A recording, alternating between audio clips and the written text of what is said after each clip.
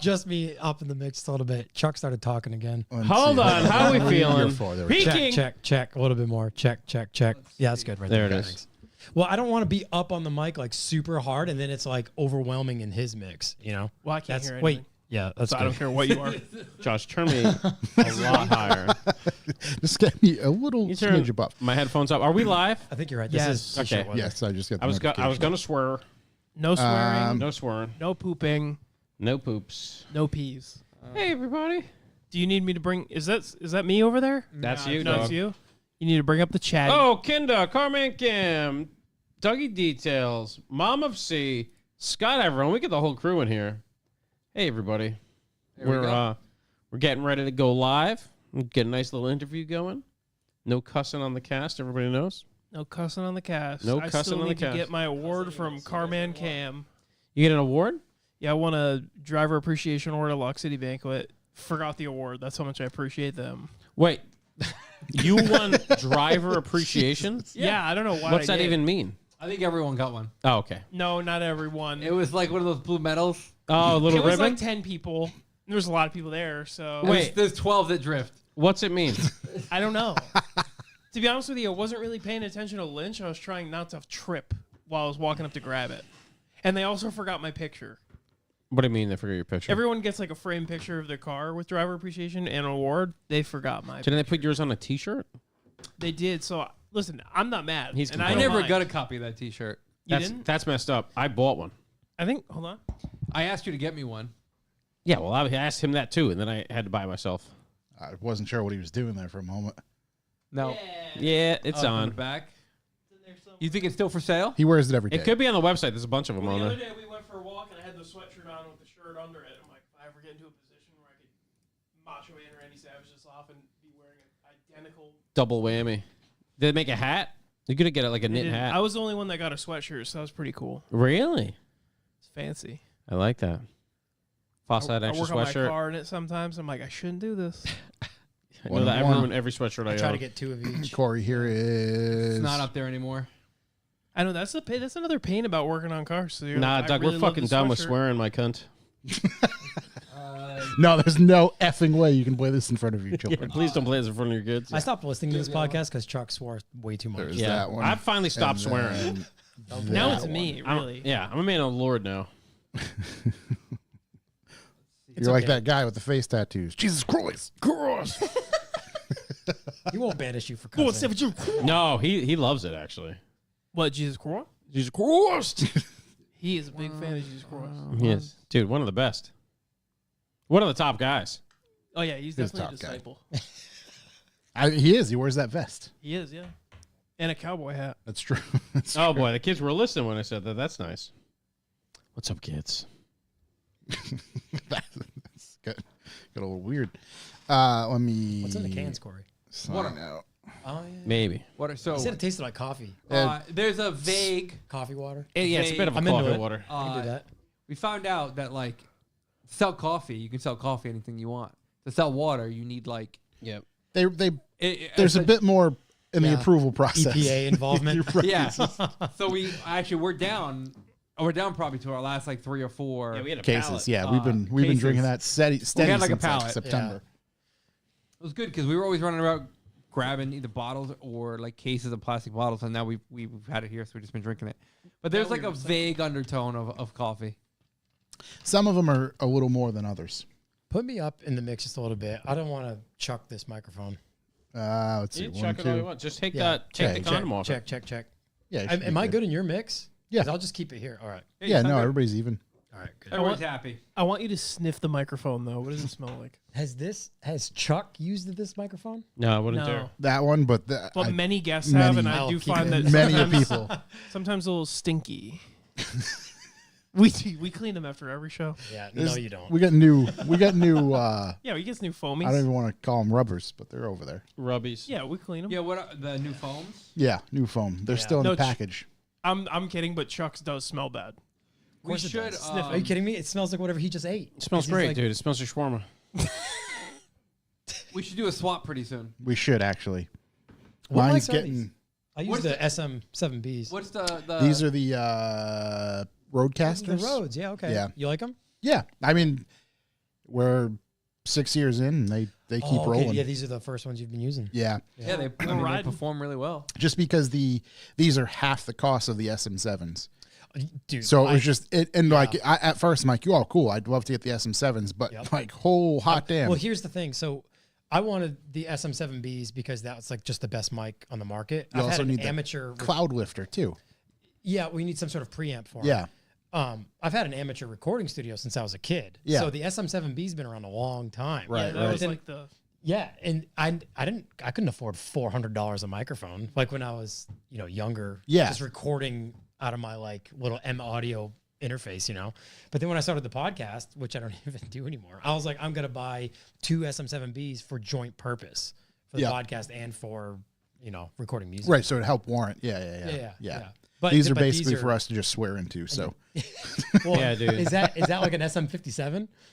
no, that's a Shure. SM57, I think it 58. might be 57 or Yeah, that's a it's what's the up, one. Daddy's mic Right, that's there. 100%. Yeah, that's the one. Like, that's the one that Gigi Allen put in his ass. That's for sure. Like, Dude, my neighbor just sent me this and was like, "Hey, what do you think's wrong with the car?" I'm like, this is a Oh, I Shure, thought you were filming me. You're pointing it no. up. And she's like, this is a Shure "Can SM58. you come look at it?" okay, I think it this is. SM58, that's Yeah, what it is. fluid Yeah. escaping. Still got This it. is the bass drum I was mic. like, got if it it. doesn't Oh, dry its that's the oil, she's like, whatever "Oh, you come wanna check put it it on. out." That's true, yeah. Above the cymbals No. mic. Yeah, that's like you Is that old? beat the crowd, No. Mike. It's all Yeah, Deb.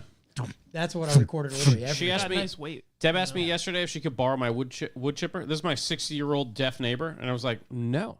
And she's like, "Why not?" I'm like, "Well, first off, you wouldn't be able to move it. Second off, it's the most dangerous machine on earth." She's like, "Well, I'll sign something." I'm like, "I'm not worried about signing. What about you becoming pink mist?" Right. Like, I was like, the second stick's gonna pull you right through that machine. Yeah, like I'm a big fan of having you here. I'd like to keep Right, you. there's- Yeah. Yeah. So now she's like, she didn't want me to do it. I was like, make piles. I'll do it. Okay. She's like, but I gotta pay you. I'm like, all right, I'll say an invoice after I do it. Like, you're not gonna trick me. All right. I told her it's 10 cents a stick. Did you ever see? Tell her whatever she pays, you're just gonna That's give a to the rate. kids. 10 cents. No, I told her, put it on the down payment on her house. I'll take it. There you go. Boom. Did you ever see the video of like it's like a 50-foot cable being sucked into a wood chipper, and then there's a dummy standing behind it wearing a harness? The speed at which that dummy gets sucked into that wood chip, it's not even like milliseconds, dude. It's crazy. Dude, wood chippers are not It's for old deaf ladies insane. to run. Right. I'll tell you that much right now. I did Unbelievable. not design them Yeah. with old deaf women in Has mind. she ever Oh, seen, dude. That was definitely not the Fargo wood chipper. Right, right. has she ever Because it's seen one of one those run? things. Has she seen it run? I know she hasn't heard it run. So She that's wouldn't what need protection, which I was like, that is convenient. that's what I was just gonna say. Is like, is this thing on? You know what I mean? You I can't don't. hear She's it. definitely never seen it run. If she thinks it's something she wants to be involved with, Yeah. it's like keep the kids away. I mean, just Right, right. wood Yeah, chippers no, are- it's utmost safety at all times. final bout prep.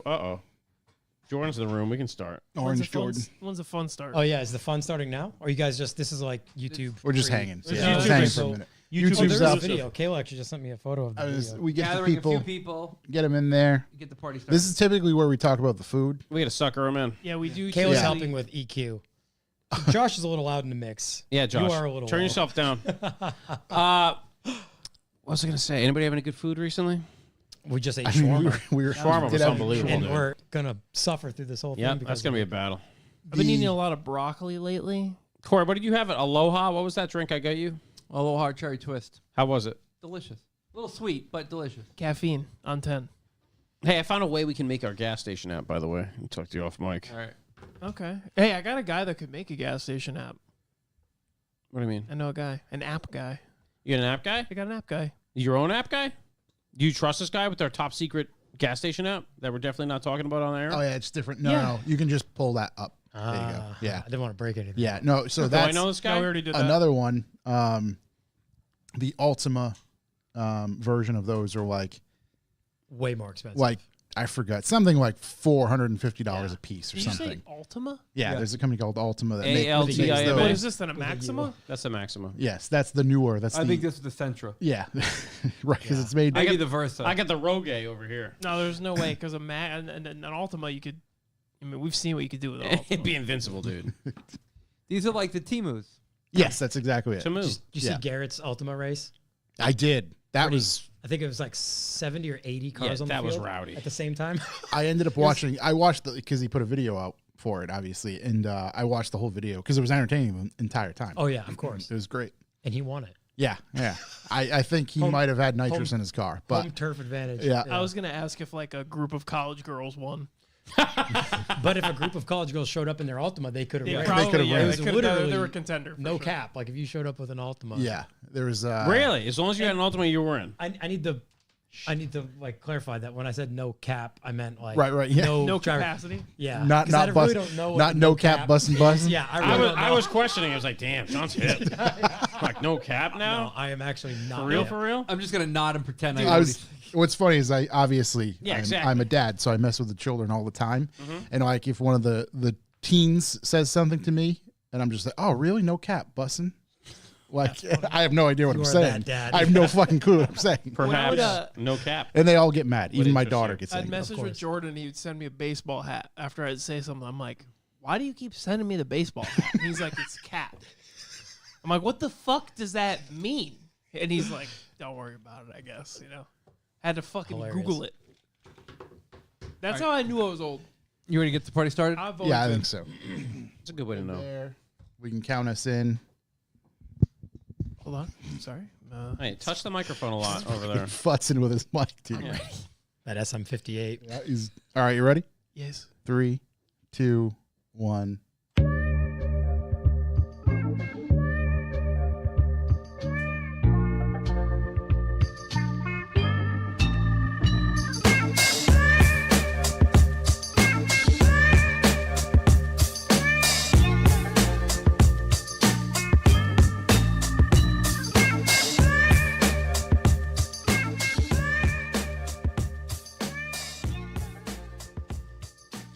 Welcome, ladies and gentlemen. I'm Josh Garcia, and this is the Revival Motoring Podcast. As always, I'm joined by Chuck Hu Hola. and Corey.si. Hello. Shook is here. He's behind the keyboard today. Oi, mates. And our good friend, Mr. John Ludwick, is in studio. He has been working. This is the first time he's left New Hampshire and potentially his garage in a year and a half. So it's good to see him here. Last time I seen him was at his house in Chattanooga, Tennessee on our 3rd or 4th day on the Bandit Run. But he is here in studio. We're going to chat and catch up with him, find out what's been going on in his world, and find out what 2025 looks like for him. But before we get involved in that, actually, John, thank you. Salutations, gentlemen. It's been a while. Salutations. I haven't seen most of you guys in a while, but yeah, saw John. Yeah, all the I mean, time. A few months even ago. before that, it was like 2+ years. Back in forever. It was a long time. Three Yeah. at least, because I moved to Chattanooga. Yeah, as soon as you right, there 2021. was just we never hadn't crossed paths because we wouldn't see each other at shows or anything like that, local ones. So it's been a while. You stop on the way down, on the way back. Way Back. back. Yeah. Yep. Just about to make sure the film was in the correct order. Jesus. Almost caught you. Dude, I was trying to remember. I'm like, what day was that? I literally couldn't even. Big blur. Yeah, Yeah. no idea. Big It's blur stuff. all goes together. So before we get rolling this week and every other week is brought to you by you. Visit our website, revivemotor.com, where you can sign up for the B4B. What is B4B, you ask? We'll fill you in on that a little bit later, but it stands for Bucks for the Boys, and that is how we monetize this podcast and keep the lights on. So with that said, that's all I have for my little intro. Wow. Yeah, we're going to get right into talking with John, see where we end up, and go from there. So with that said, John, as we kind of alluded to, it's been a while. Last time you were on, I don't even think the idea was there for you to move to Chattanooga. I can't remember if it was or not. Probably not. Yeah, I'm trying to think of the last time I either saw you or I was on, because I've been on a couple times. You have. And I don't remember. They were in the infancy stages of the podcast, I think. So realistically, you were here in this building, but not this studio. Right. And it would have been pre-COVID. The last one I have, Well, according to the records, October 17th, 2019. No way. That makes sense. That's insane. Unless Josh didn't use his name No, for it's no some way. reason. in No. this building. And then I was with You were in guys the old studio. You were in the old old studio one, yeah. too. Yeah. Yeah. Oh, yeah. Because then you were on my podcast in this In this studio. building as Yeah. well. In this building. Yeah, yeah. During 2020. Which would have been after. It was 2020. Okay, so was that remember. during COVID or Yes. right before? Okay, Yeah. okay. You survived the old studio. That's a pretty big deal. Yeah. Yeah. Yeah. That place is And it cool. was, yeah, it was like, I don't know how far into the year. That whole year is kind of a blur. It was Right. like, it's still cold out. I don't know. Yeah. It's like April maybe. So did COVID have anything to do with you moving to? No. So, I wasn't bound for leaving New Hampshire. I think like most car guys, and I don't know, BMX before that, I didn't like the winters. Like I grew up snowboarding and stuff. Yeah. Winter's cool to an extent, I guess. But when you've got a bunch of cars that you got to put away for the winter because of salt and all that, especially it's crazy. There's like where I'm at in New Hampshire in the central area, I feel like you drive an hour south and you're still in New Hampshire. It's a whole different, it's like way less winter. Yeah. And then once you get down to here where you guys are, like you said, you've barely gotten any snow. So I was going to say, like there is a for sure like line in the sand / line in the snow, if you will. In the We're granite. above it. We're above it. Yeah, the granite. Yeah, In the because- granite, boy. Because you go and like you said, nothing here. You guys are still in winter technically right now. Oh yeah, yeah, for sure. And so I guess aside from like the nuisance of winter, but also not having, I had like a 900 square foot unit I was renting out, about a 5-minute drive from me. And up until that point, I did all my work out of my father's shop, which only happened when he didn't have something in the shop. So I had a series of like carports, the tarp shelter logic carports I kept my stuff in, or it just stayed outside and I shoveled it off. Like that 1960 Mercedes that you came up and shot back in 2012, that just sat outside. Right. Jeez, and I knew the disservice I was, doing to some of these cars by them just sitting out. But, when you got a problem with buying cars and you don't have the capital to put them under one roof. For reference, like the current weather in Chattanooga, 73. Right, 73 right now. Yeah, right. same as here then. Right, so current weather in where you live in New Hampshire, Yeah. 40 degrees colder. I like seeing the rain. I don't like seeing that rain. No, one I bit. like it though, because as long as it stays above freezing, they're Yeah. not going to salt the roads, and that Yeah. means the rain's going to wash the salt off the Yeah. roads. Yeah. Which means we're closer to. That's what I'm being banking able to on. Drive our cars. What is your typical, like, obviously for us here, March is usually pretty good, and you start to see things liven up and kind of get on the road a little bit depending upon how the winter was and what the rain situation is. What do you like shoot for April? Is it? March is very much a wild card month for the central New Hampshire area. Usually, like we've had a foot of snow on Halloween before, but it's gone in a couple of days, if not the next day, because it's not quite, the ground's not frozen yet. It's still warm out. November and December are always hit or miss. Usually we see snow by December. Recent years, there's been plenty of years where we still have grass for Christmas, right? Yep. So you can usually bank on January being like the cold month. February is definitely the snow month, even though you get snow in January. But it's like January is notably cold. February is notably snow load. March is like a combination of all three. It's like half spring because the days are getting longer. The sun's higher in the sky. That's helping melt stuff. But we get lots of snow in March still. We can even get snow in April sometimes. So Yeah. to answer your question, I'd always just wanted to go somewhere warmer, even if just for a short period of time. I'm close with my family. My dad's one of my best friends. We work on cars together. I didn't ever want to be 1,000 miles or more away from them headed into their elderly years, Right. My parents are Especially, 70 now. yeah. Yeah. So I wasn't like, during the BMX days, all I wanted to do was live in Southern California. Yeah. Because I didn't need much. I didn't have much. I lived out of a backpack, and as long as I had my bike, I didn't really care. So this move was a little bit more involved, but I wasn't actively looking to move out of New Hampshire. But a buddy of mine had the shop house, which you saw on your Bandit run. Killer setup. Amazing setup. Yeah. Right. Especially for somebody like yourself who, you're going to explain this, but like was trying to make a go at YouTube. Yeah. It pretty much the ideal setup. Right. Yeah, it was essentially a shop house. It was like a two and a half bedroom. It was like arguably a 3-bedroom house above a 1,600 square foot shop with 2 bay doors, 220 power. Paradise. Yeah, and in Chattanooga, I was going to Chattanooga once a year for the most part already for a car show, and so I knew people down there and I knew the area and was used to the drive. And I don't know, I feel like every time I went down, I'd say something like, oh, you know, I had to just move here. Or people are like, oh, you drive 20 hours to come down here. Yeah, I had to just move here. Well, my friend Andy overheard that more than once and was like, hey, I'm looking at buying a house. If you're serious about moving down here, you know, I'd rent you the shop house.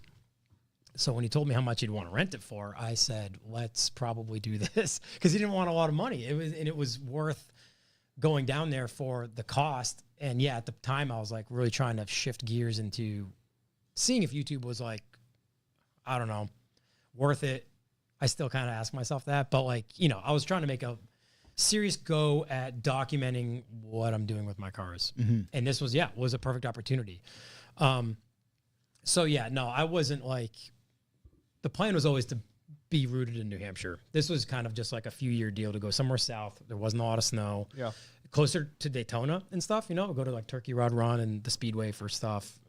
How far is the drive down into Daytona from Chattanooga? About 7 hours. Oh, not bad at all. No. Yeah, leave at like 5 a.m. and you're there by noon. Yeah. You know, so yeah, I kind of just, I don't know, like when I was riding BMX full time, I kind of just like, if an opportunity presented itself, it was almost like, all right, just shoot from the hip and just go and see what happens. Yeah. And a lot of times it kind of opened my eyes to the opportunities that would follow that. So I just kind of did it. And and I knew it was only going to be for a few years. Yeah. I didn't think that moving back right before winter was going to happen, but it all happened at a drop of a hat. Like a buddy of mine bought this property where he could keep his car collection, but there was a house and another shop on property. And when he bought the place, he was like, I need occupancy like right away, you know, for tax purposes and all that, to show that I'm getting income on this property. Can you guys make this happen? Yeah. So it was like a drop of a hat move back to New Hampshire, but I'm happy to be close to family. And right, you're back.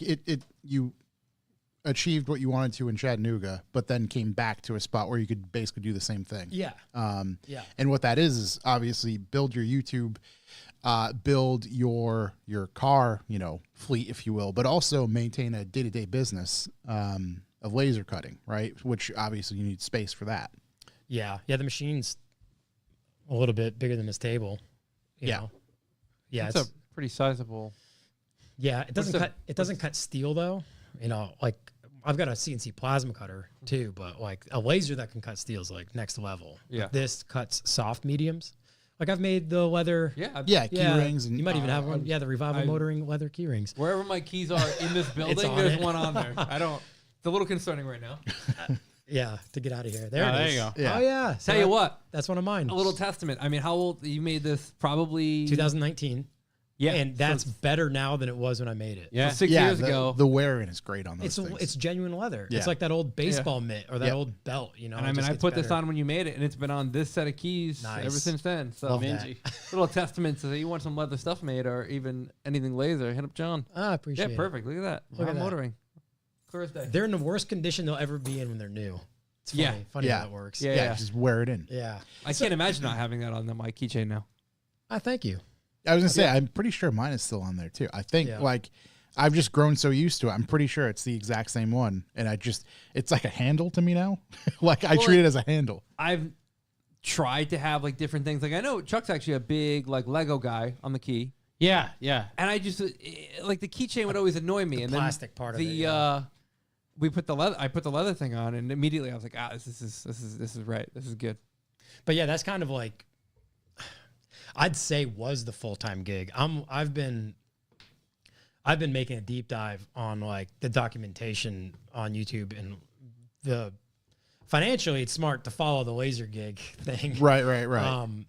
But it's one of those deals where it's like, you don't know if it's going to work unless you really go for it. Yeah. You know? So I just rolled 50,000 subscribers last week, and I felt like that was never going to happen. That's a solid number. I can't believe there's that many people that want to watch me tinker with rusty junk. Yeah.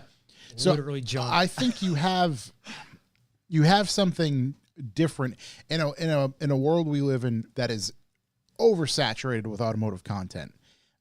You have something somehow different yet close enough to relate to everybody, because it's not quite hot rod stuff, but it's still old stuff that gets bagged, and it's different and it's unique enough to where, that's what the hell kind of car is that? And you know, you can lure people in that manner.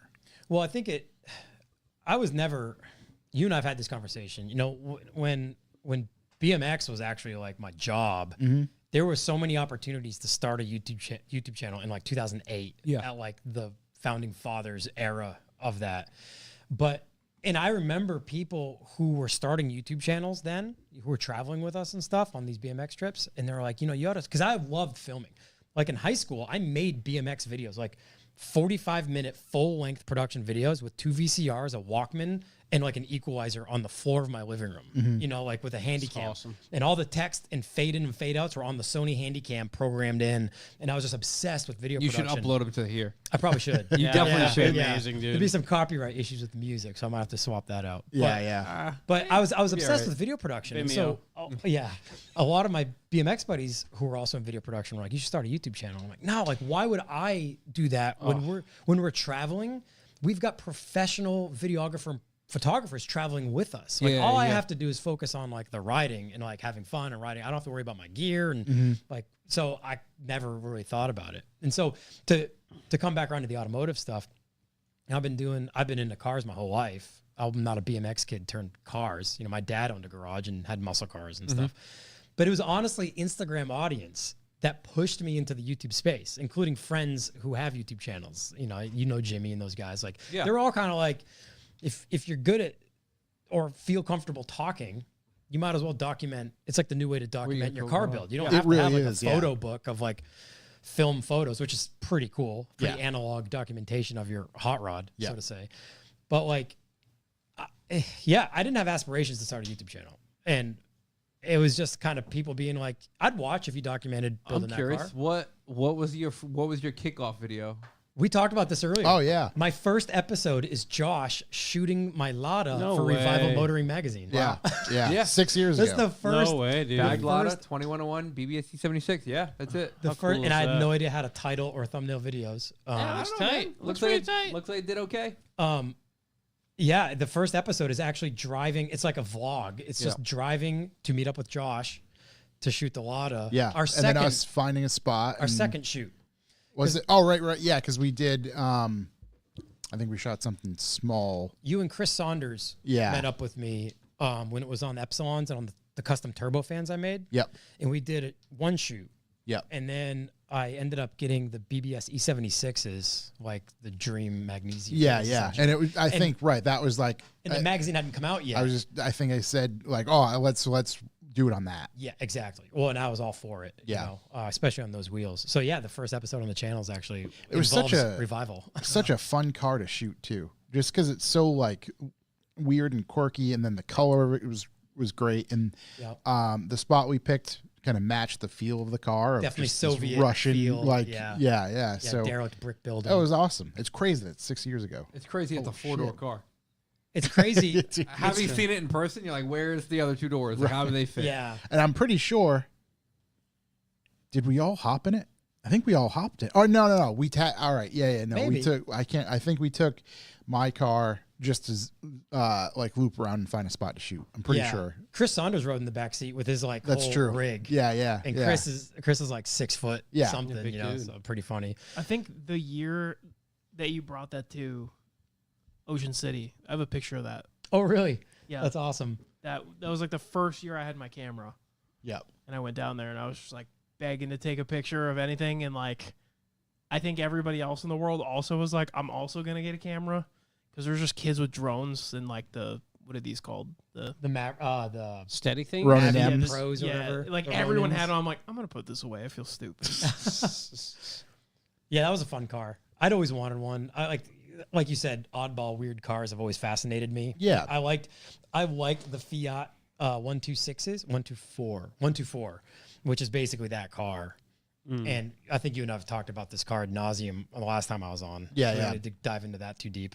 But yeah, it's just I like the fact that like I don't know, Soviet cars always intrigued me. Like Volgas, I've always wanted a Volga. Yep. So it was cool. It was I bought it while I was in Europe, and it was just kind of a cool story. Yeah. It just really all came together. Cool story for the YouTube channel too, though, that you were. Yeah. Episode No, one. it's awesome. Actually, yeah, it is really cool to have that be where it started. 6 years ago, and that's the thing is like with YouTube, you have to put in the work. And like you said, you had to make that choice to dive in. How did that affect your day to day? Ask Kayla.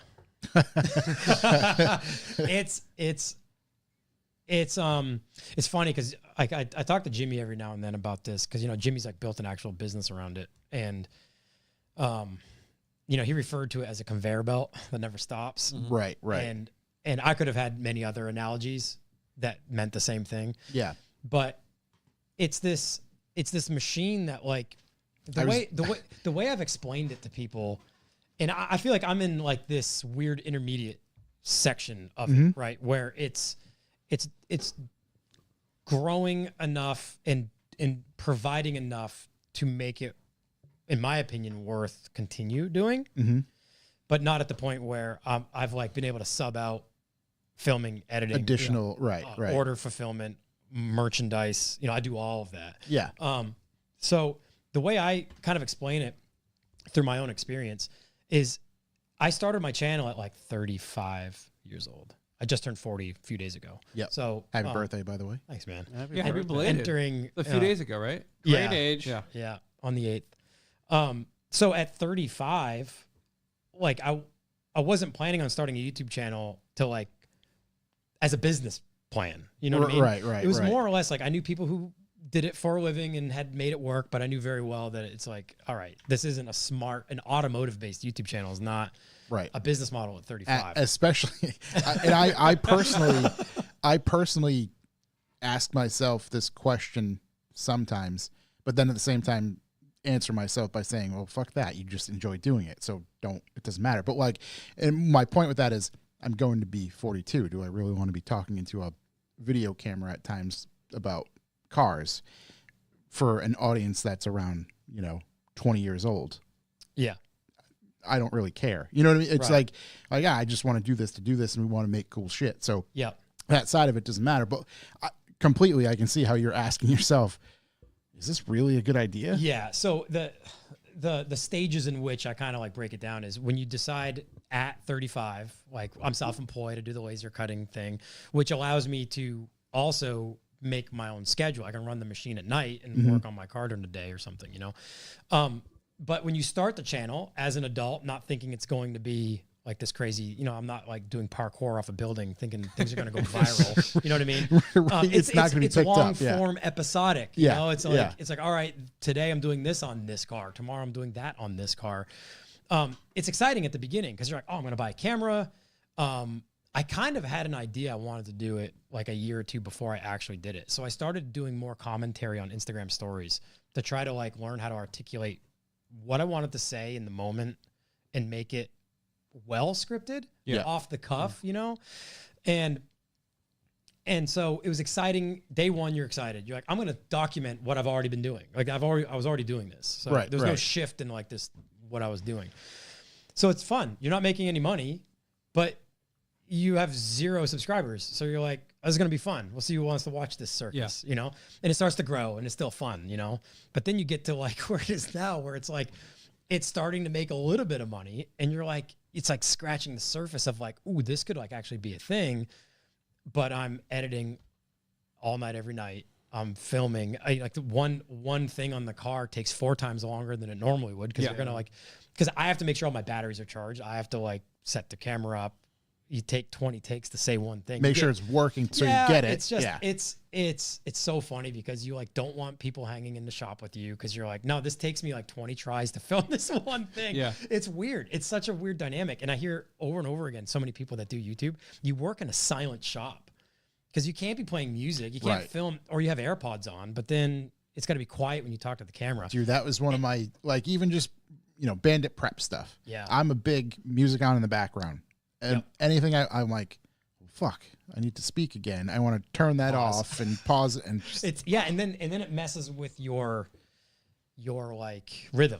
You're constantly like pausing the music to like talk or something. And anyway, it's been super rewarding. It's forced me to get work done because I feel like I'm a procrastinator in my hobby, which is like working on cars.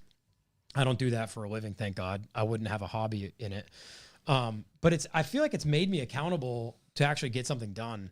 It's also helped feed my persistent longing to like acquire more weird cars, which doesn't help. Right. But I think you're a peak weird right now.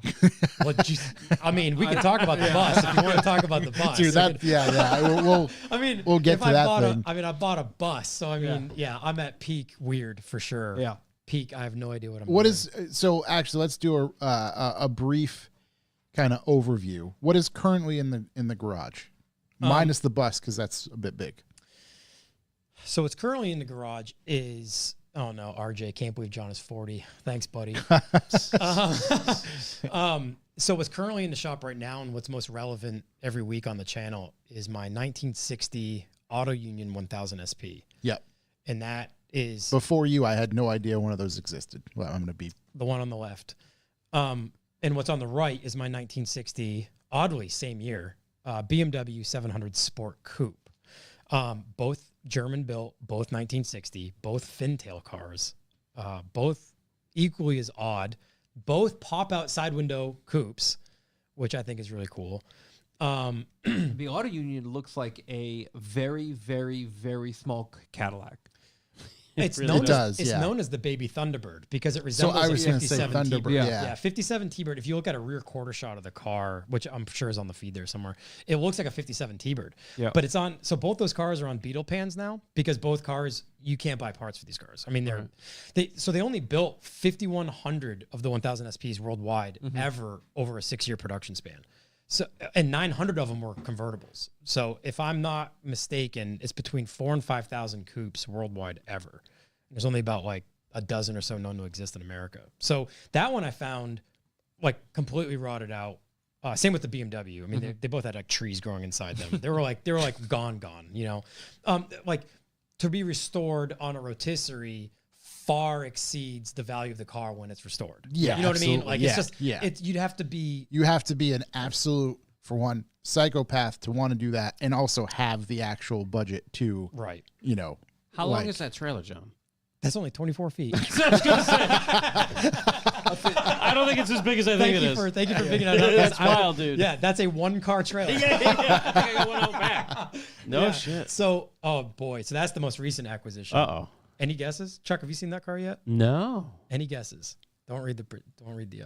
No. I mean, I gotta be honest. I didn't even know what Auto Union was. So until that you that started too. Auto talking about Union this as So well. that too is an auto union. Yeah. So It looks heavily Soviet for a oddly, German car, right? yeah, oddly, yeah. So anyone that doesn't know, But still exists. so. Auto Union was German automotive manufacturer that was built up of 4 companies, right?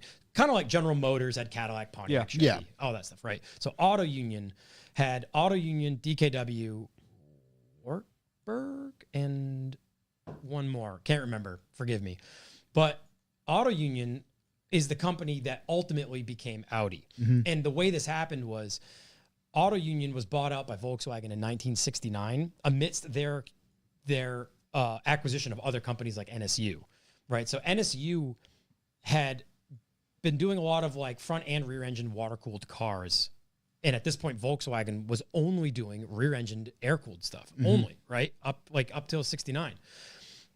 So here's a good photo representation. Oh, cool. So the 4-ring logo Oh, that the sits, DKW over it. Yeah. That's cool as hell. so the 4-ring logo that sits on Audis today are the 4 companies that built up Auto Union. Derived that's from, super yeah. Yeah. So like I was not going all- to say, because there's a cool bit of history at the museum and that covers, and they have a couple of these, I Auto believe, unions, right? yeah. To Yep. to just like, but in that rotisserie, This you know. is Thanos before Thanos. They have that mega famous race car too. Yeah. Big money auction car. the right? open wheel car. Yeah, and yeah. they had a Monza too. So this is okay. So this is a 2-stroke car. Oh man. But what's funny is that's the U.S. market 2-stroke can, basically giving you all the instructions. The German one on the 1000 SP has the 4-ring logo, and in German says like 1 oil, 2 fuel. No way. That's it. This one was the American market one, which was like, all right, buddy, this is a 2-stroke car. If you don't put oil in here, you're gonna blow the motor out. Yeah, it's gonna be a problem. This is Wrote not a novel. Dude, what's hilarious? It says, "Hey, look, engine oil above 32 degrees, Yeah, it below gives you- 32 yeah, that's degrees." cool. Like, dude, Yeah, cool. Because the Germans were like, these Americans these aren't gonna know like stupid what, Americans. Yeah, I yeah, like the all caps. Then had gasoline. They're driving Packards and Studebakers. Then had gasoline. You fool. yeah. Yeah, first Add add oil. oil. Yeah. So Yeah, so essentially, Auto Union was 4 companies. Those were the 4 rings that signified the 4 companies. Volkswagen bought NSU, NSU had built the K70, which was a front-engine, water-cooled, front-wheel drive car. Mm-hmm. They had designed and manufactured the K70, and they were like all built, ready to go, ready to ship out, and faced bankruptcy or whatever. I can't remember how NSU ended. Volkswagen bought NSU out of that bankruptcy and put Volkswagen badges on the K70 and shipped them out. Yeah. So Volkswagen didn't design or build the K70, but that was sold as a Volkswagen. That was their, yeah. And then at the same time was their acquisition of Auto Union. And they dissolved all the other 3 companies. What a wild looking car. That thing That's the looks- K70. Yeah. So that's all NSU. That's why that thing does not look anything like a 1969 Volkswagen. Right. You know what I mean? But I do see Scirocco. Well, okay, so this is the beginning of the A chassis cars, right? And the C1 Audis, like the 100s in the 50s and all that. So, like, and I'm not a historian on this, I'm just a nerd. So basically, for lack of other information I'm probably forgetting, the acquisition of Auto Union, they dissolved all the companies and turned it into Audi, but took all of their tech. My 1000 SP and my Junior, which is technically a DKW, but it's Auto Union, were front-wheel drive, 2-stroke, 3-cylinder cars on frames. So they weren't unibodies. They were, you know, like even Volkswagen was doing body-on-pan stuff. This was body-on-frame. Their acquisition of Auto Union and NSU in the late 60s, suddenly we saw the Mark I Rabbit, the Golf, they got the Golf first in Germany before we did, front-engined, water-cooled, front-wheel drive, which Volkswagen had never done before. Yep. And then we saw the Audi C1 100s, the first Audis in the 50s, which were front-engine, water-cooled, front-wheel drive cars. Indeed, the C1 100 was a blown-up version of my 1000 SP and Junior because the 1000 SP and Junior are inboard front brake, front-wheel drive cars, and the C1 Audi 100s are 4-cylinder front-wheel drive, water-cooled, inboard front brake cars. So Volkswagen just kind of took the tech and just threw it in their stuff. yeah, and tooling and all that, and just started rebranding a lot of their cars. So it was thanks to that acquisition that we even saw. I was going to Mark say they Scirocco, very, you know, kind of lucked into it, if you will, or not really, but by strategically, right, a moved strategic, into it. taking advantage of somebody down in the market, and Are they like ladder frames, like simple ladder frames on them, or how? The what are Auto Union's crazy. Corey, you might be able to find it on my feed. I put, well, maybe not. I posted a photo. So okay, before so pans, right? Not before, but they weren't using. the Auto Union frame's crazy looking. It's box tubing, but it's like it's got like a round radius section in the middle, transverse leaf springs front and rear, with like a 4-link and a panhard bar in the back. No way. 2-link panhard bar, transverse leaf springs, because the transverse leaf stack kind of helps act as a panhard bar. So I showed Josh the photo with my dad and I. That's like stock, and then after I body dropped it on air, That's awesome. The drop was, It's aggressive. That's a lot of drop. Yeah, I got to think about going low. Yeah, for sure. I just like you've had that. I mean, ever Yeah. since I met you, dragging the Volkswagen across the ground. Yeah. So that's on. Yeah, so the 1000 SP is on a Beetle chassis that I had to shorten by 2 inches. So that should give you an idea how small the 1000 SP really is. So the Beetle chassis is 94.5-inch wheelbase, and I had to get down to 92.5-inch wheelbase for the Auto Union. It's pretty small. In the BMW 700, I had to shorten the Beetle pan down by 13 inches, about 12. So that's a real small wheelbase. But I'm not like a Beetle pan guy, but these 2 cars like really kind of needed it. In my opinion, the Beetle is also German, so I'm staying brand loyal right, yeah, in a way. So it's all German, but also you can buy Beetle parts everywhere. Yeah. Dude. You You're can't- doing yourself. You can buy new Beetle Yes. a parts. huge Yeah, yeah, disservice exactly. if you tried being like, I'm gonna go find. I you. tried. No, I you're just did. gonna square I the two tried. of a I was frame just gonna say, together. put on, I don't know, Facebook Marketplace, looking for a Union 1000 SP. I had like, two. Yeah, I had a second one. I found a second one in Nashville, and at the time I was in Chattanooga, so I was only 2 hours away. That came with a garage full of engines, like these 2-stroke, 3-cylinder engines and parts and unobtainium stuff. And then I still decided to go Beetle Pan because it's like I'll be able to keep them on the road. Dude, I wish you had a zoomed out photo of this to see How small they are. how small they are just sitting Like, in I the mean, middle of the it's stadium. tiny. It's insane. It's so small. Such an insane car. Dude, my buddy Adrian's little gif he put on the. Yeah, The yeah. Yeah. forklift's Dude, look at the just fork truck. giant. Forklift's 100 feet Yeah. away, still twice the size of the car. It's So wild. It's so small. Whoa. Shout out my buddy Mustang Kyle? Mustang Yeah. Kyle. Yeah, Kyle's the man. Yeah, so going Beetle Pan was. I've always enjoyed seeing, like, my buddy Drew, Pipey McGraw in England. He's the guy who put the red Mark I Golf on a Beetle Pan that was static. That was Yeah. in PVW years ago. I liked Beetle Pan cars because I feel like it was almost like, well, now we can go as low as we want. I was going to say it plays very well to, low and Ludwick Exactly, and, yeah. and just everything in your wheelhouse. For me, it was strictly parts availability because now I'll be able to drive. I like driving the car, so I'll be able to drive it, be able to keep it on the road. These cars never would have seen the road again. Yeah, of course. Like, Right. And YouTube brings a whole dumpster fire of keyboard warriors. Everybody and, who Oh, knows yeah, and way more purists than you. and- Yeah. yeah, which is fine. I I mean, mean, the old Auto Union purists that are all over the place. yeah. So I was there going to are- ask. There are some. I was going to ask. Are they They're out there in droves. That's crazy. So all 12 of them? So there's an Auto Union Club of America Facebook page. Oh, And God. I was real active. So I was. So I say. I was like shadowing because I was looking for parts and stuff.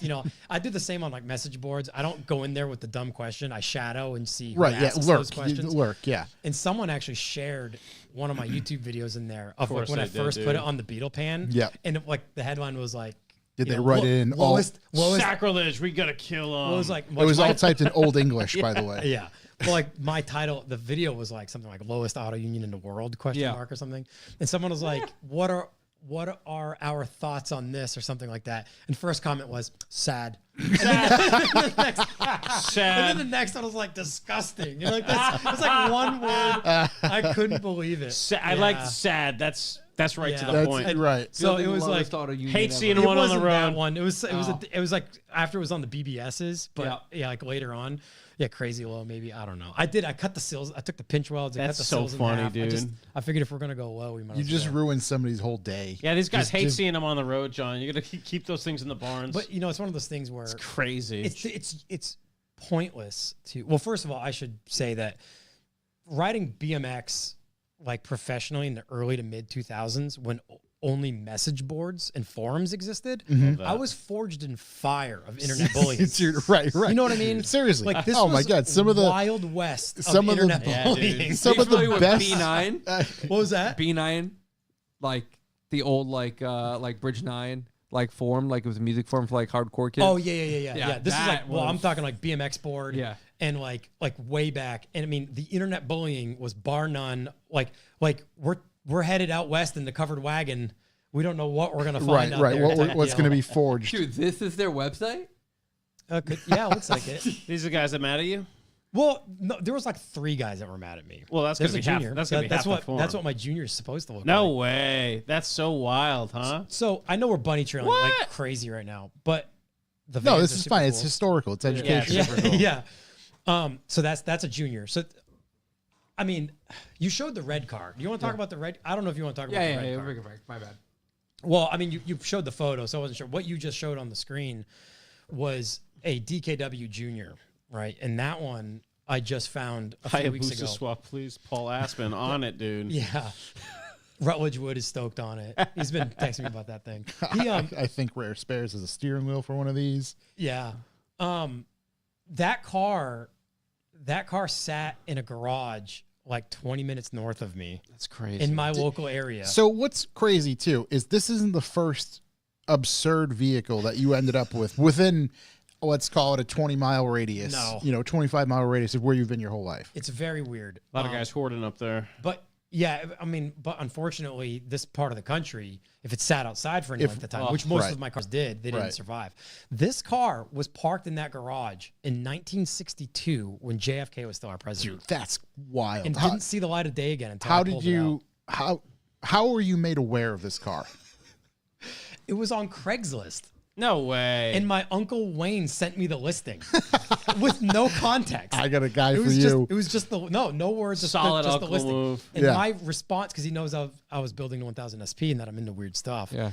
Wayne built a 39 Chevy 3-window hot rod with a 409 big block in it. He's like a Chevy guy. Yeah. But he knows I'm into the weird stuff. So he just sent me the listing. And now Wayne, obviously, he's like in his early 70s maybe.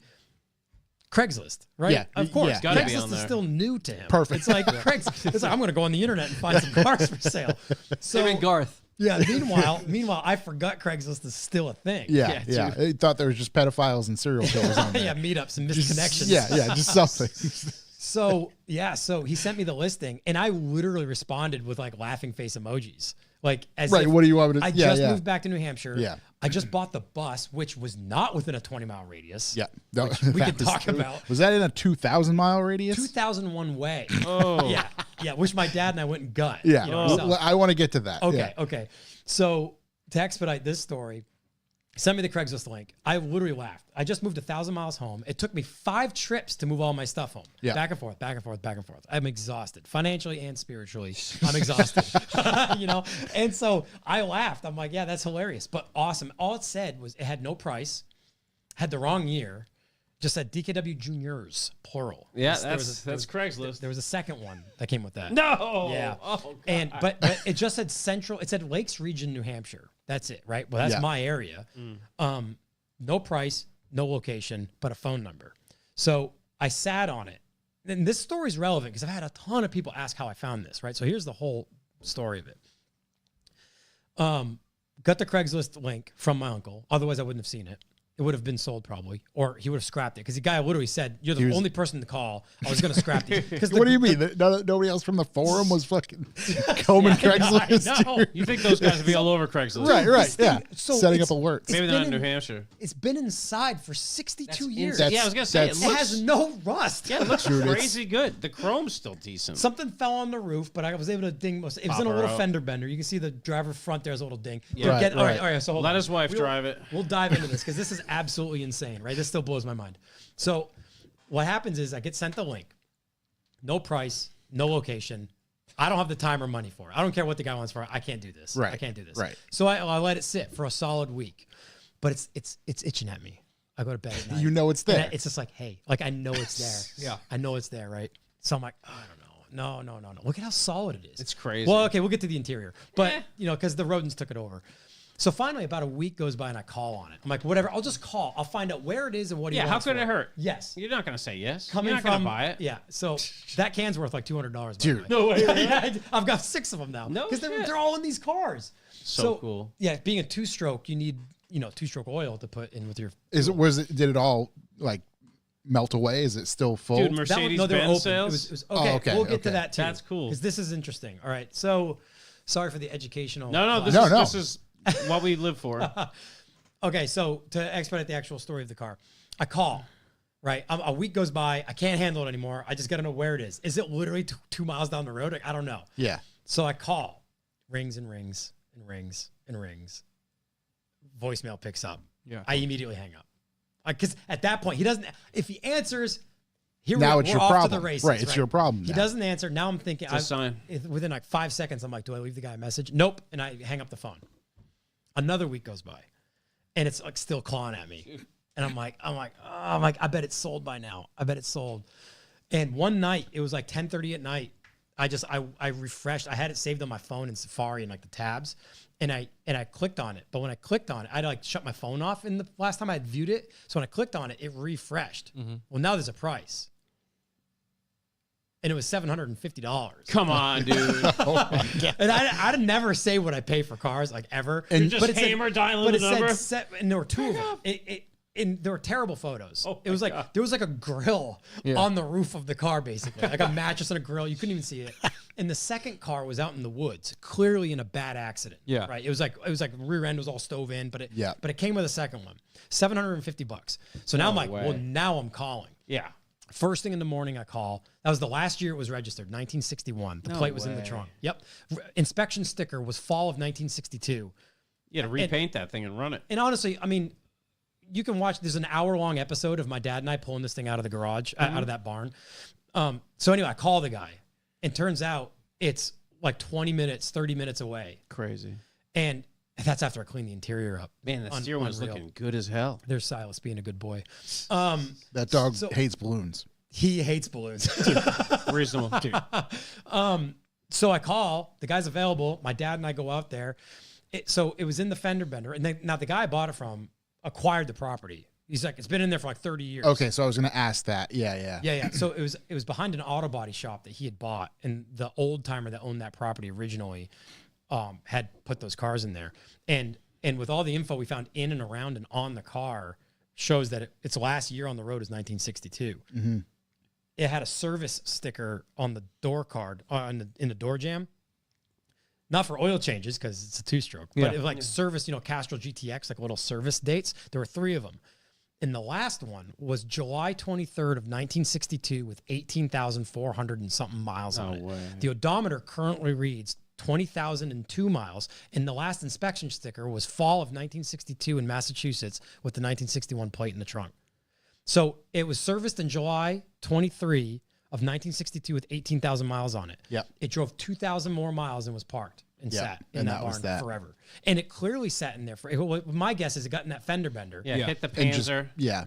Everything's straight underneath. Control arm, A arms are straight. Everything's Just broke straight. the bumper. Yep. And probably whoever was driving it was like, I'm done, and just parked it. Can Rob hammer that bumper out or what? The car that was in the woods No. was totally roached. Not a straight panel on it. Not a straight panel on it. You might find it in some of these photos. Yeah. Except the front bumper. Dude, the bumper's mint. You got to watch the episode. I find here, out in dude. real time with the camera rolling that the only good body panel on that whole broken car is the driver's side front fender. A good, what are the chances though? Insane. Like, what are the chances? Insane, A car dude. that's dumb rare. The amount of people from Germany that have hit me up to try to buy that car, because in Germany, where they're from, they're unobtainium. Wow. Like but because I'm so, and this is the detriment to me. The detriment for me is I'm self-employed, so I need to be selling this stuff. Yeah. But I'm too much of a psychopath.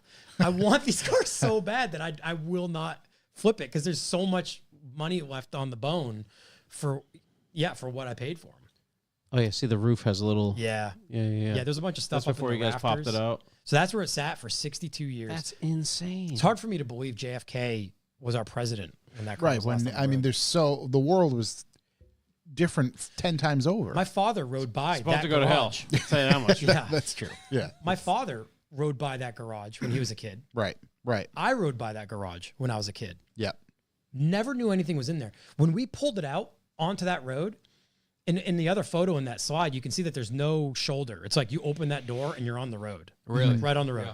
And when we pulled it out, people from that area were stopping. Some old woman stopped and she was freaking out. She's like, I knew there was a car in there. Like people were like, That's awesome. they couldn't believe it because the garage had never been open. And it was just chilling in there. And it was just a Craigslist find. It didn't take any sort of American Pickers Looking for Rolodex this, cards. right. I don't know. Going through Craigslist in that year is kind of like going into deep Pretty archives. crazy, yeah. And that's the roached one. Yeah. No way. There's a lot of rust on the driver's side front, on the passenger side front fender, but the driver's Driver's side's fender's minty. good. And the grill is good in that one. And the grill in Right. the good car is kind of dinged up a little bit. So it has like the parts that I needed.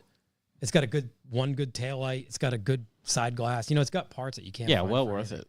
Wow. So the motor is seized up, which isn't too much of a surprise. Yeah, look, 2 of them in the yard. I still can't believe Same it. color too. They're both red. The good fender is red.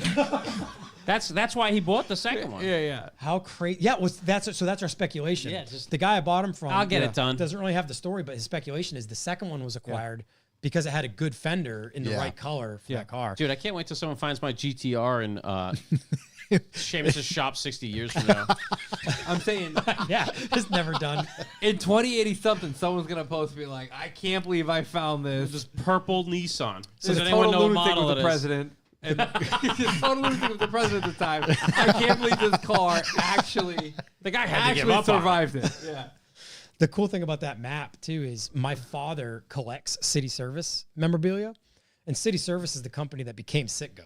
No way. So yeah, as you know, the triangle. I was you going kinda to see say it. the logo, right. So City Service was mostly in the Northeast, East Coast area of America. And I think it was like in 1960 something when Citgo took over. Shortly after this. And that map was in the car. which is really cool. Just showing all the service. And it's a centers. 1960 map, so it all checks out. Like everything found that's dated and whatever in the car like checks out. And so the motor's locked up. I didn't try too hard to get it running because it's like once I get it running, it's like I still am faced with how am I going to find Everything parts else, for this car? right, It's right. got inboard drum brakes. Like Nice. everything has to come apart to get to the so it's too solid and too good to Beetle pan.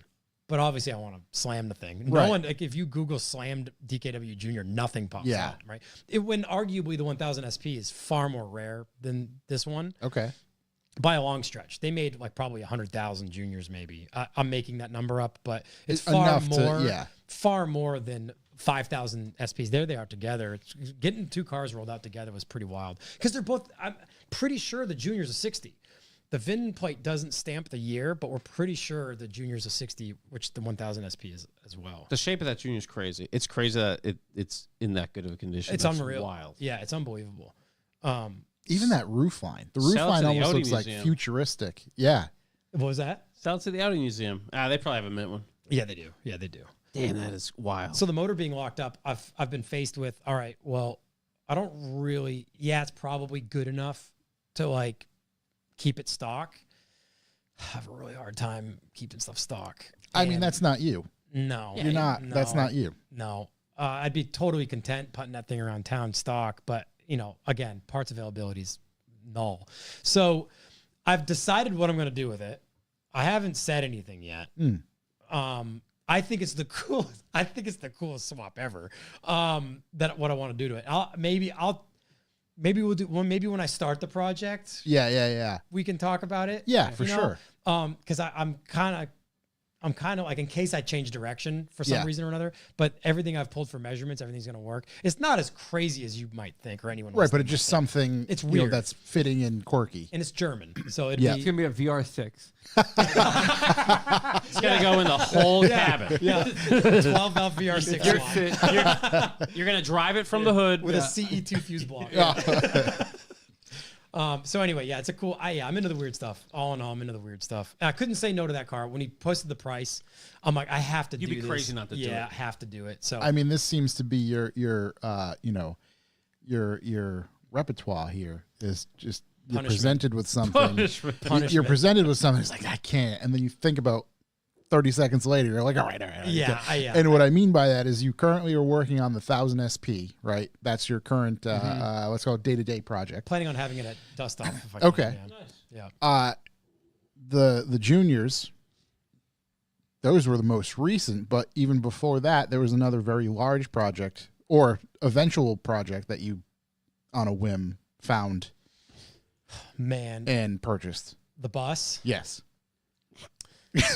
I saw you post the bus. I was like, God damn it, John's going crazy in New Hampshire. fully It's lost wild. his mind. It's wild. I've actually lost my mind. Dude, bananas.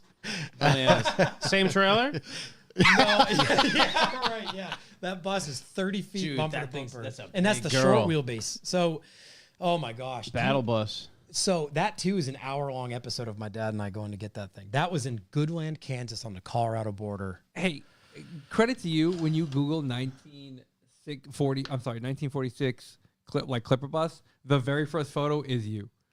Nice, dude. That's fucking hilarious. awesome. Now I have to ask. Yeah. Actually, photos 1, 2, and probably 3. So that's where I found it. Third photo is where I found it. So Wow, I have dude. to ask: is there a Clipper Bus forum as well? Yes. Okay. And okay, so You're gonna have to expand the beetle pan by 18 feet. yeah, dude.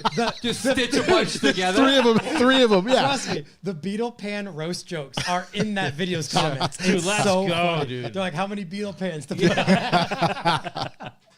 Holy shit. So I don't know if you want me to tell that story. Yes, please do. Because it's you know, good. it's worthy. That's the thing is I know bits and pieces of it. So yeah. It's, if anything, the story is a true testament to the disease that is automotive enthusiasm. Because there's really there's no feasible reason for me to have bought this bus. No. But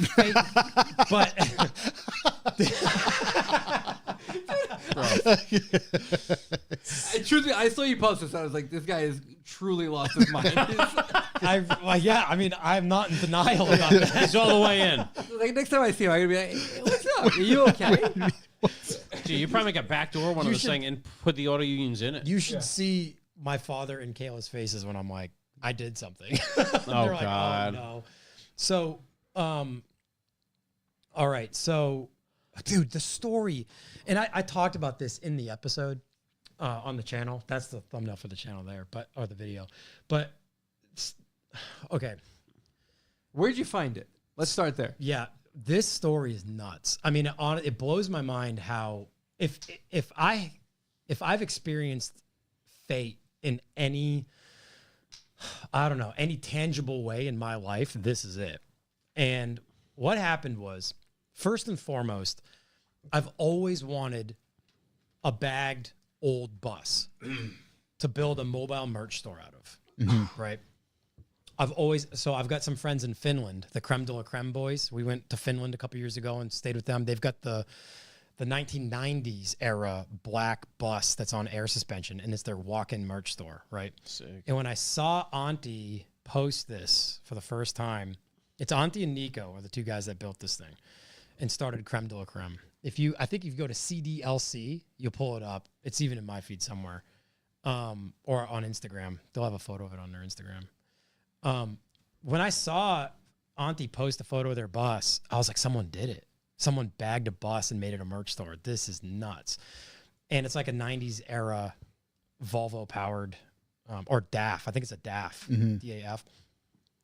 And I became friends with Auntie, oddly enough, and ended up in Finland at one of their shows where they actually used the bus.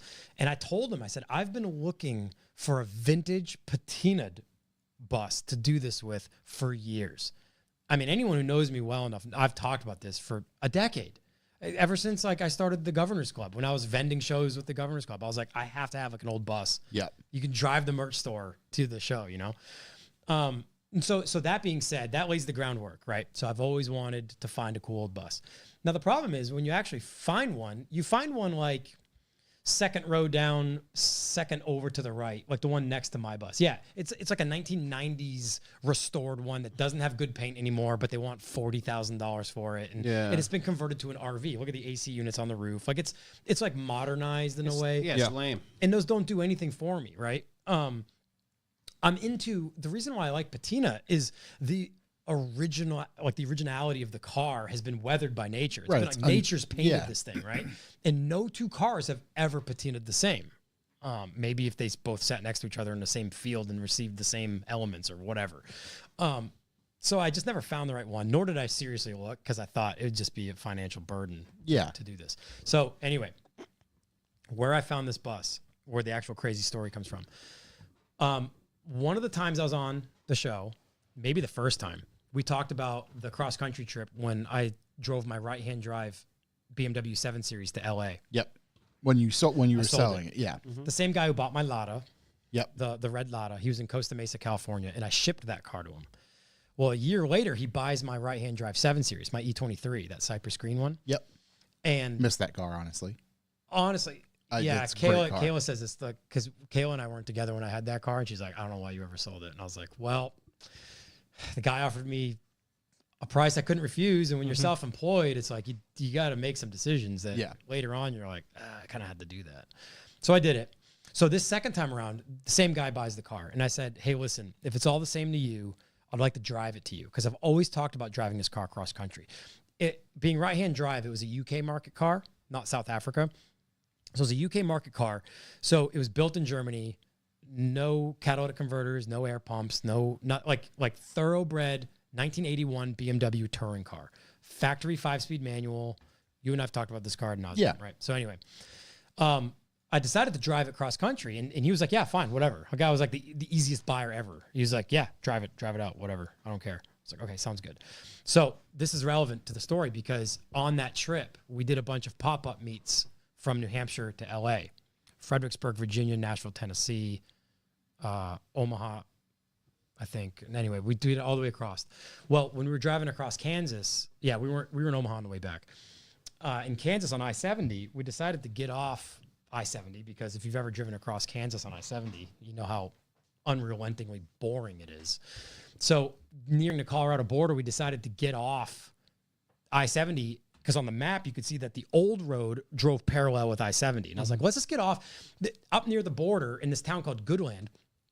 It looks like there's a town with services and like a coffee shop and stuff. Let's get off early and drive this old road and just look at some cool buildings maybe on our way into town. Yeah. And then we'll get back on 70 and head to Denver. So that's what we did. We jumped off like a few miles back and drove this old road in. And we came across this really cool Quonset hut with a cinder block facade auto salvage building that was no longer an auto salvage yard. It was just this old derelict garage with tons of wear and tear on it. Not a single car around it, just out in this field, right? And I thought, wow, let's stop and take a photo in front of that building. So we pull off the road and we park the car in front of the building. This is in September of 2019. And I snap a photo of the 7 Series in front of this building, right? That's it. And we continue on our way. Fast forward 5 years. We're on the Overcrest Rally in southern Utah, northern Arizona, in Monument Valley with a 1981 E23 7 Series. I just so happened to have put together another car, the same car as what I drove to LA 5 years prior, right? That car right there in Monument Valley. So that had the 265/5 dogleg close ratio motorsport gearbox in it. That's what, not from the factory. I had a Euro 6 Series from Germany that had the dogleg gearbox in it. And we put it in that car for the rally. So ground control coils, BBS front splitter, Euro bumpers, Euro trim. You were driving. When we went and got coffee while I was at your house. That's right. You had this. Yeah. Okay. So it's in that episode. Yeah. So the point of bringing this up in that story was after the rally from Utah, we decided to drive back to Chattanooga in that. And we went via Denver, which sent us east on I-70. And we were east of Denver, and it suddenly hit me. Zach DePiero and Kevin 11 were following Kayla. Well, they weren't spilling coffee all over the place. Right. But Kevin was definitely asleep. So they were following us. They were going all the way back to Connecticut in Zach's Harlequin. And we got east of Denver, and we had radios. I radioed back to them, and I said, guys, we have to stop in this town called Goodland when we get over into Kansas because there's this garage I have to take a photo in front of. Reshoot it. Yeah, with a same year E23 going the opposite way cross country. So we get off the highway and they're like, whatever, we're down. And I remember exactly where this old garage is 5 years later. And I'm just like tickled to death that we're going to recreate the photo with a same year E23 but a different car. Right. So we get off the highway and we take the few roads to get to that parallel road and we're pulling up. And Kayla goes, what's that? And as we're pulling, I'm speechless. I'm staring at the building that nothing surrounded originally. But this time, there's a really cool old patinaed bus sitting in front of it. And I'm like, I don't know. That thing's sick. Like, what is that? It's like a 40s era flexible. And as we pull into the parking lot, there's a for sale sign in the window with a phone number. And Kayla goes, are you going to call him? Are you going to call him? And I went, hold on. We're 2,000 miles away from home. Just let me absorb what's happening here. So we get out of the cars. Zach and Kevin get out of the car and they go, you going to call the guy? The first words out of their mouths. I don't know if God's punishing you Oh, totally. Giving you incredible opportunities. He giveth and taketh. It's crazy. So here we're only at this garage because 5 years earlier, I stumbled upon it and decided to take a photo in front of it. Right. So 5 years later, I'm in the same car, but different, wanting to recreate this photo. And there's a bus in front of it with a for sale sign. Off the beaten path. Come on. No price though. So I hem and haw. I'm looking around the bus. I'm like, no, I can't. How expensive would this be to ship? Yeah, there it is. There's the recreation of the photos. No way. Yeah. So top photo, So fun. LA bound, Really 2019. cool And then bottom, 2024, eastbound in the dogleg E23. And to the left in that photo is the 1946 You can flexible see it clipper. in the reflection. Yeah. So I told everyone to crazy. shut up. I told Enhance. everyone. Yeah, You can see the Harlequin as well. Yeah, enhance. Yeah, there's the bus. Dude. So I told literally everyone to shut up, shut your mouths, everybody, because everyone was like, call him. I'm like, I don't know what he wants for this thing. It's 2,000 miles away from home. It's not a car. Hey, throw it on that 3-car wedge on your way by, for $600. Just pop it on up there. That's full blown like high boy road tractor stuff, or a 3/4 ton Dodge with a gooseneck 30-foot trailer, which is what my dad and I did. But so we get done, we recreate the photo, and before we leave, I'm like, all right, what's the harm in just calling the guy? You gotta call him. So I called him, and some old farmer, some old timer from that area. And we get talking. I told him, I said, hey, listen, bud, I have no business calling you right now, but I'm standing next to this really sweet bus. And just kind of wanted to know the scoop on it. So Zach and Kevin immediately, and Kayla, all took their cameras out because they're like, John's buying this bus. I don't even know what the guy wants for it yet. So they're all filming. Zach's vertical, Kevin's horizontal. You know, everyone's like filming. And so we have the moment when he told me what he wanted for it on video. And I was like, I went silent because I was buying the bus in this moment. They could tell. They're like, yeah, we knew. When you stopped talking, you were buying the bus. And the guy goes, you going to be there for a few minutes? I said, sir, I can be. And he said, I'm only 2 minutes down the road. I'll come down there. And I said, please do. I need you here right now. So he came down, and within an hour of hanging with this super cool dude named Dennis. I don't know if Dennis will ever hear this, but you're the man, Dennis. I shook hands with Dennis.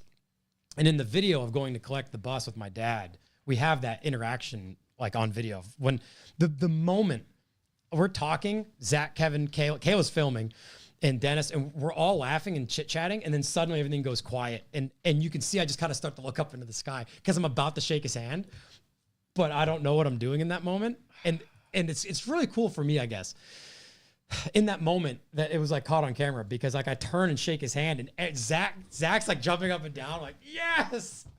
So anyway, bought the bus, didn't know what I was doing. And a month later, my dad and I drove out there. That's the middle photos. My dad prepping. I was going to say between the middle photo, and then there's just so many good ones of you know. God, that's a wild trailer. Dude, my dad. Your dad has look, that? that's the temp we loaded it in. Woo! It was 110 degrees. I didn't even know it get that hot out there. My dad rebuilt that trailer. I flew up to New Hampshire from Chattanooga, and we embarked. Goodland was literally 2,000 miles on the dot. Do that first one. There you go. And so that is a 1946 flexible Clipper. They were built in Loudonville, Ohio. They moved servicemen. They moved women who were our workforce during World War II. They moved kids to college. That's me shaking his hand. That was the second handshake because Zach and Kevin. This guy showed up with a tape measure? I was going to say, he showed up with a tape measure and everything. Oh, well, I You need need to about know. 33 feet. Yeah. Dude, he looks like a dentist. I needed to know whether or not my dad and I were going to go get this thing. Yeah. So you did, and I kind of wanted to bring it up. This was potentially built by mostly females, right? I mentioned that in the episode, that. actually. So Okay. I actually mentioned that. And if it didn't make the final edit, I actually said that aloud, was the fact that being in 1946, it was likely built in Loudonville in 1945, when the war ended. Yeah, boys were busy. And boys were still overseas, Yeah. even if the war had ended. And it's crazy to think that a woman-driven workforce probably built that bus, and many before it. You know, our entry to World War II is 1941. So after that, we were like, capable men were gone. So which side's longer? I'm just kidding. Oh! Dennis out there with the tape being like, listen. So that's my father, Dennis, and I. So the bus. cool.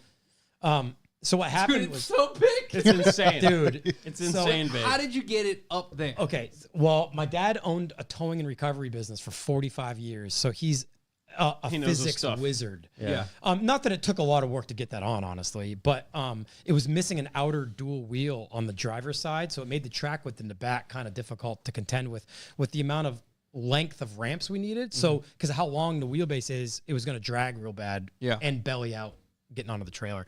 But more importantly is weight. Because a lot of people, the keyboard warriors in the comments are like, you're overweight. Like, we obviously figured this out before we drove 2,000 miles with a 3/4 ton 24 valve Dodge. What happened was in that moment when I shook Dennis's hand, Kayla had some cash on her. I didn't have any cash on me. I had maybe like $100 cash on me. Yeah. Kayla had like $500 cash on her. And she was like, do you want to, when he was on his way down, she was like, if you buy it, do you want to give him some money? And I was like, yeah, if I buy it, I'm going to want to like tell him I'm serious. Cause he had told me on the phone that they had flat towed it. It hadn't run in decades. So it's just a roller. They had flat towed it to this huge hot rod show that happens once a year in Goodland. And since Goodland's right on I-70, a few hours out of Denver, it's a huge hot rod show. People come from all over the place. So they flat towed it to this hot rod show with a for sale sign and a phone number in it. And it got shared on like Hot Rod Facebook pages. And Dennis was like, I get a call every day about this bus. And when I tell people, like people, you know, he started at like a high price and people were like, you need to ask higher. You need people like hemmed and hawed, and people said, I'm going to come with a trailer, and no one ever showed up. Yeah. People told me they'd buy it, never showed up. Classic.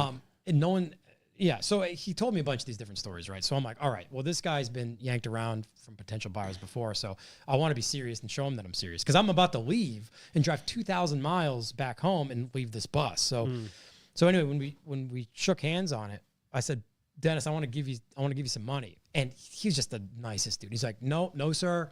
Like, you finish your drive. You and your boys are in some older cars. You know, you don't know what's ahead of you on the road. Like, keep your money in your pocket in case you need it. You know, What did Dennis think of the Harlequin?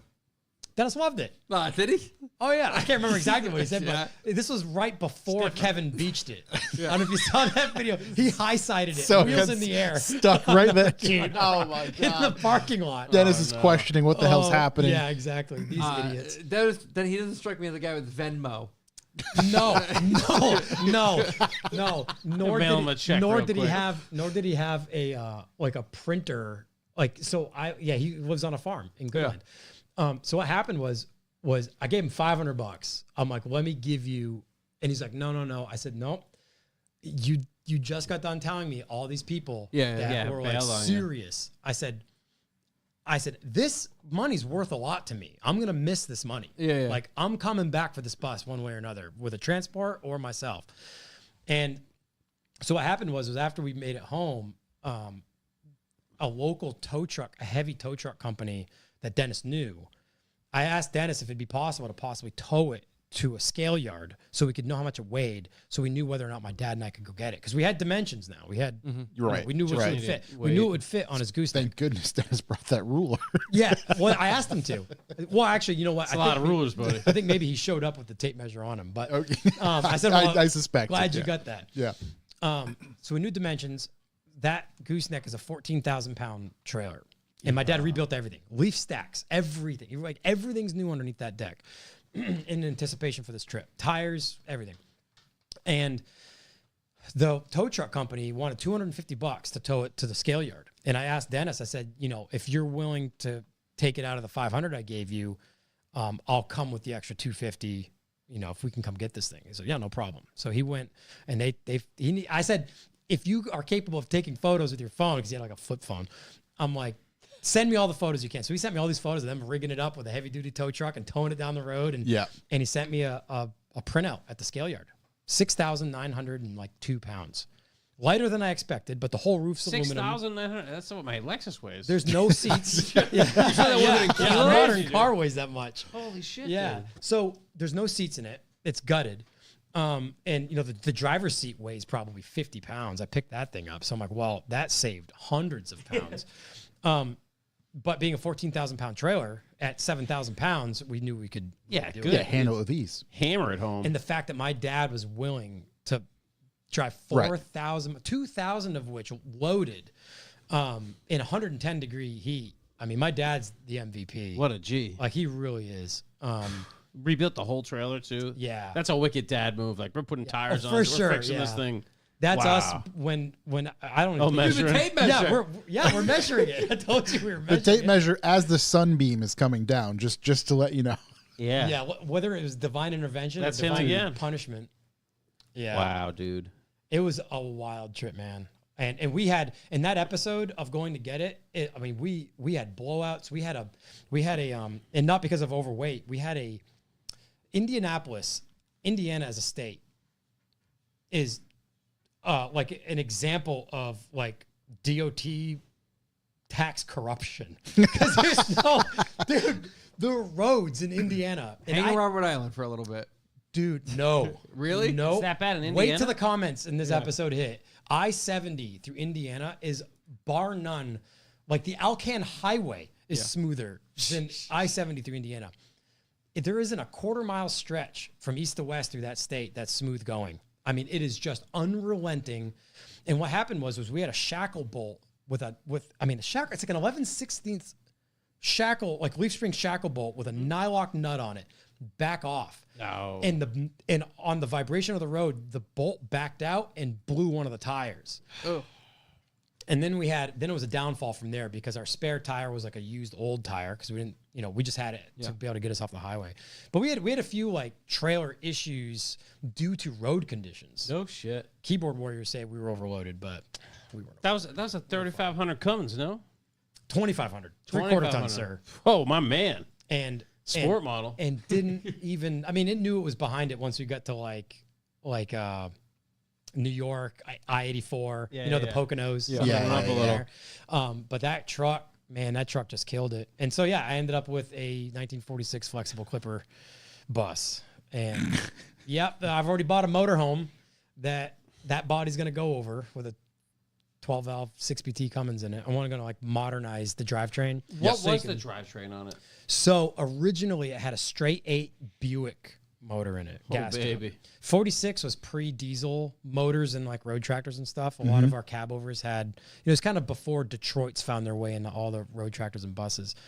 So this had a straight 8 Buick originally. There it is. 320 straight 8 Buick.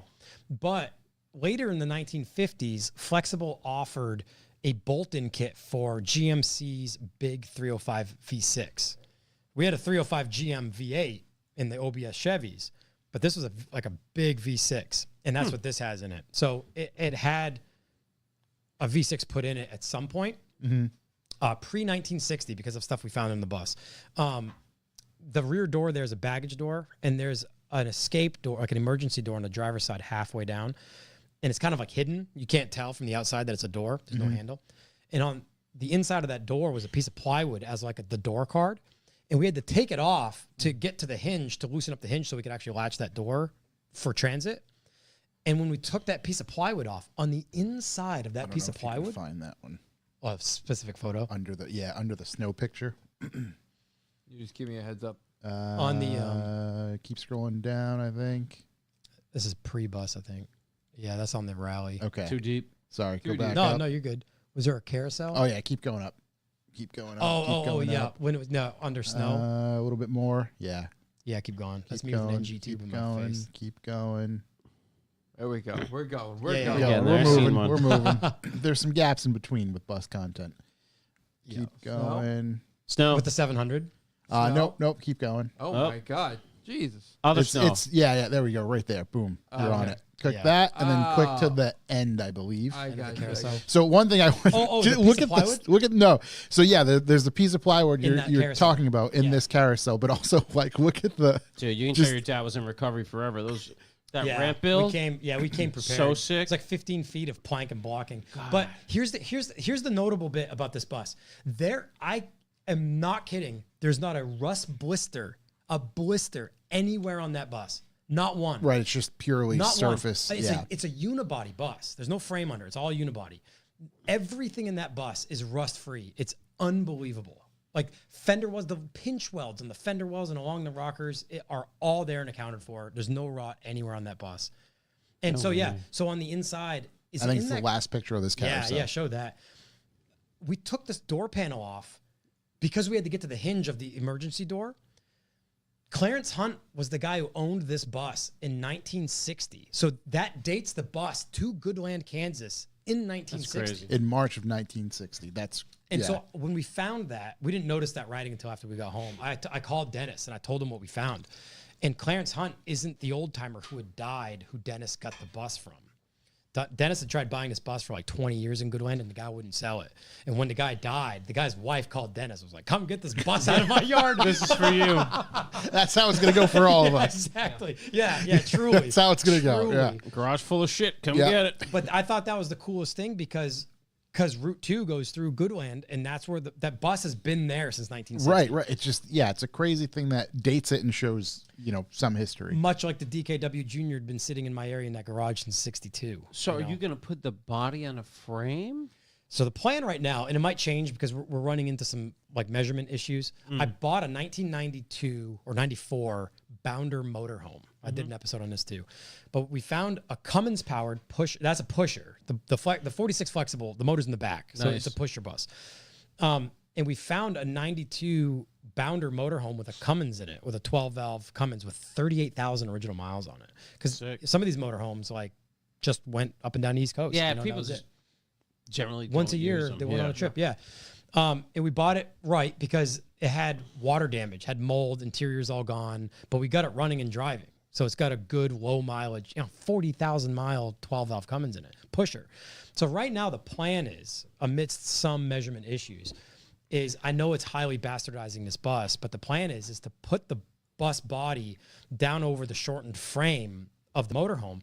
So not only do I get a modern power plant, but I get modern gearing, modern brakes, modern steering, safety upgrades in all of those things, but also I'll be able to cruise down the highway at 75 miles an hour. Whereas 1946, they were barely doing 50. It's on a vehicle that big, man. That's what you want. You don't want the original Skating. shit. Yeah. Skating too, because we're going to body drop and bag it. Yeah, of course. On like 24-inch Alcoas. So yeah, so that I fully plan on that thing. Yeah, there's the creme de la creme No bus. way. That's cool. There's some better photos of it floating around, but it's sick. They took an old Dude, the old one's going to look so insane. Yeah. I mean, it looks insane currently. Yeah, I'm super stoked on it. And again, like my plan is to get to it this year. Not enough hours in the day, Right. But I own it. That's the thing. Right, And you it have was a it. really That's cool the- experience with my dad. Yeah, Like, memories sure. that I'll never forget. How do you get the body off the floor pan on that? It's a unibody, so you got to cut everything Just out. cut it out. Yeah, And then how do you lift the body? Well, we've got an excavator. Okay. And you have to cribbing. Like you actually have to like crib it up. I was gonna say, yeah, No you're shit. gonna have to Okay, build it okay. into it right. and Yeah, then- like you have to railroad tie cribbing. Yeah, and old it'll put school. the body Yeah, up. yeah. That's yeah. awesome. There's no That's working fucking inside awesome, of dude. that thing. You got a whole crew working on there. But There's a bunch of cut wheels and some railroad ties. We're good. I was right. He's gonna have a bunch of dudes whistling out as they're working out there. Just Yeah. make it happen. Now, do you think something that big, when you separate it from like the lower portion, should Spaghetti. you enforce the inside? Brace or, it, and yeah. It's gonna get all like Yeah, so wavy and being wobbly? a unibody, it relies on its floor bottom for Yeah. structure. So yeah, we'd have to like, as we cut, we'd have to brace and all Yeah. that stuff. That's like removable bracing, stuff that like won't make the cut in the end. Yeah, but, yeah. But to be fair, and there is a serious bus enthusiast realm, and that serious bus enthusiast realm wants nothing to do with the fact that will be slammed on its face. Oh my God, With you- a you- modern gear plant. yeah, but they're wrong. Right. True. I mean, true. Unfortunately, they're wrong.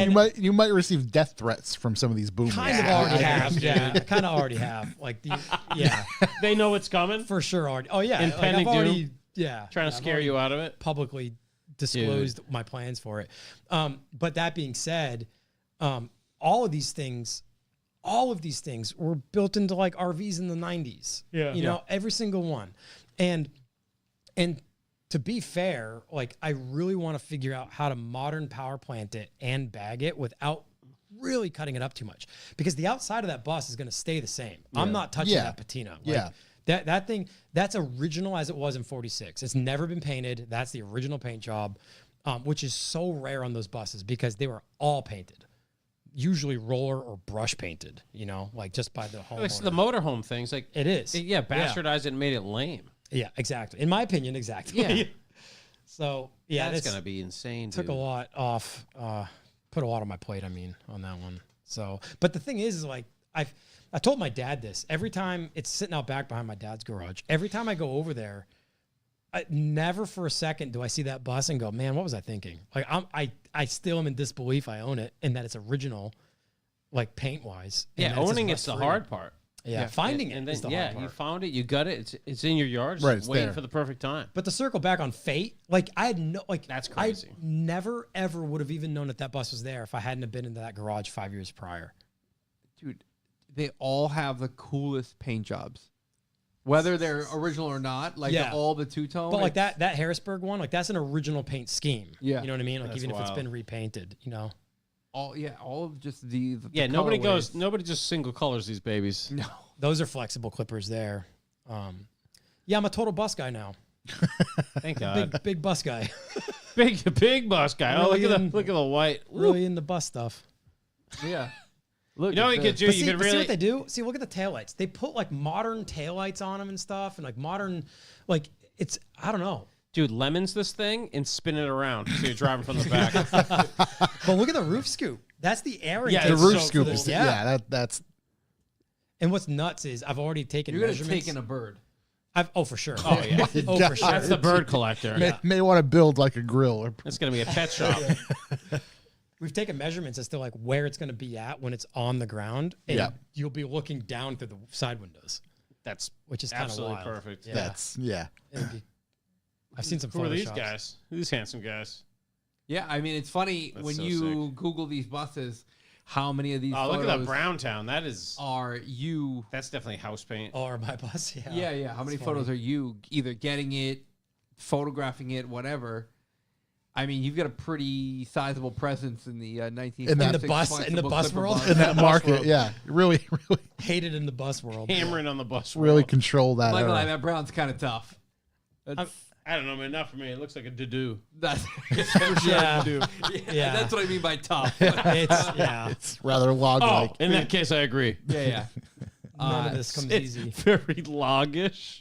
But you get stuff like this, like the cream with the stainless on the side. they're so I think cool. it's a shitty photo, but The, whatever. the- like, the thing that I love most about it is that it's American history, man. Like these buses, like both with the workforce that built them, but also their importance in people moving. Right, just the existence and just Yeah. what they did, and who knows what they've what are you gonna seen. put in the window up here?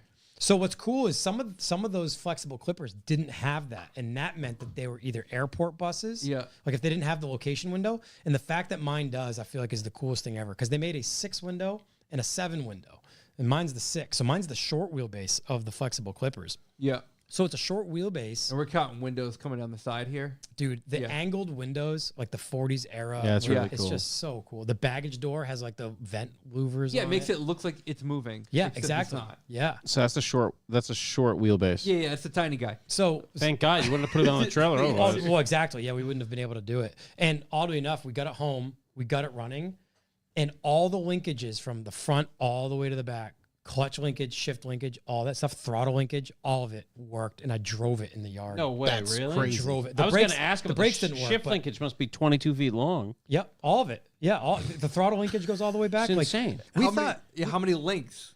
all of them. Yeah. No, but I Yes. mean, like, it's not like one piece. Like they must have joints. Oh yeah. Oh, so many. Yeah. Yes, all the joints. Quibos everywhere. Oh. So what we figured would be pretty cool to get it running. Had a fuel pump on it, had a carburetor on it.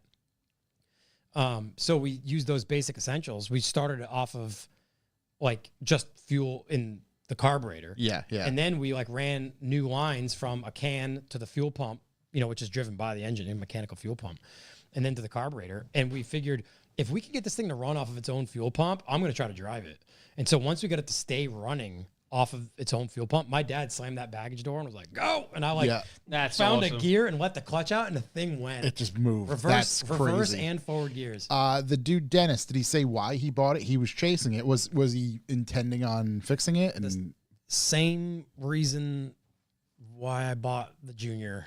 Like, Yeah. he Couldn't just say no. he had to have it. He's Yeah. got a bunch of really cool old like 70s era Dodge vans and stuff. Like just Okay. stuff that like, oh, old Jim down on 2nd Street selling that old Dodge for Right. $300. Gotta buy Yep, it. I'll take it. He had a whole bunch of like really cool stuff.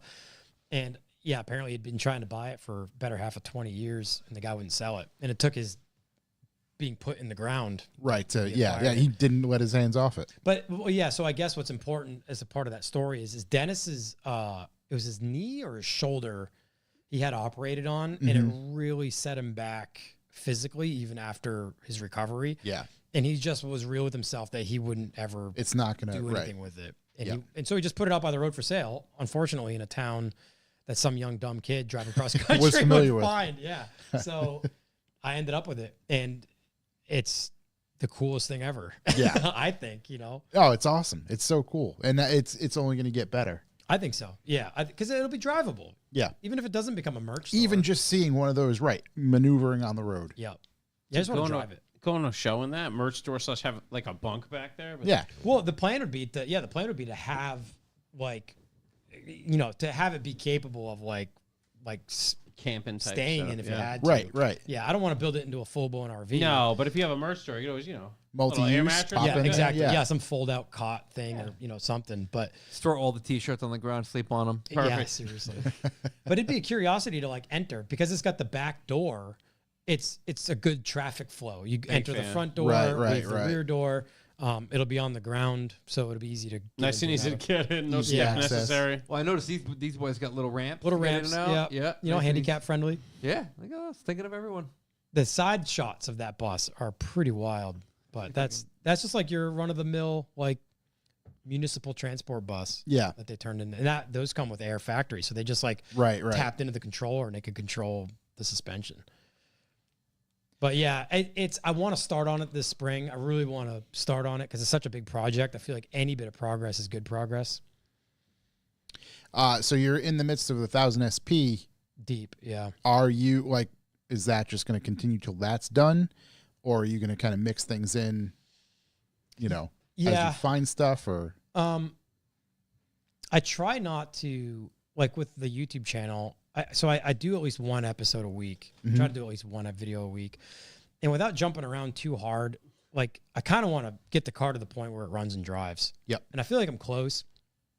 I'd like to move it under its own power at dust off. We'll see if that happens. I kind of want to take it to Alpine Volksfair in Helen too. And at that point, I want to be able to like drive it around town. Right, and right. mountains Yeah, and yeah. stuff. Yeah. Dust off. Blake said he'll give you a lap.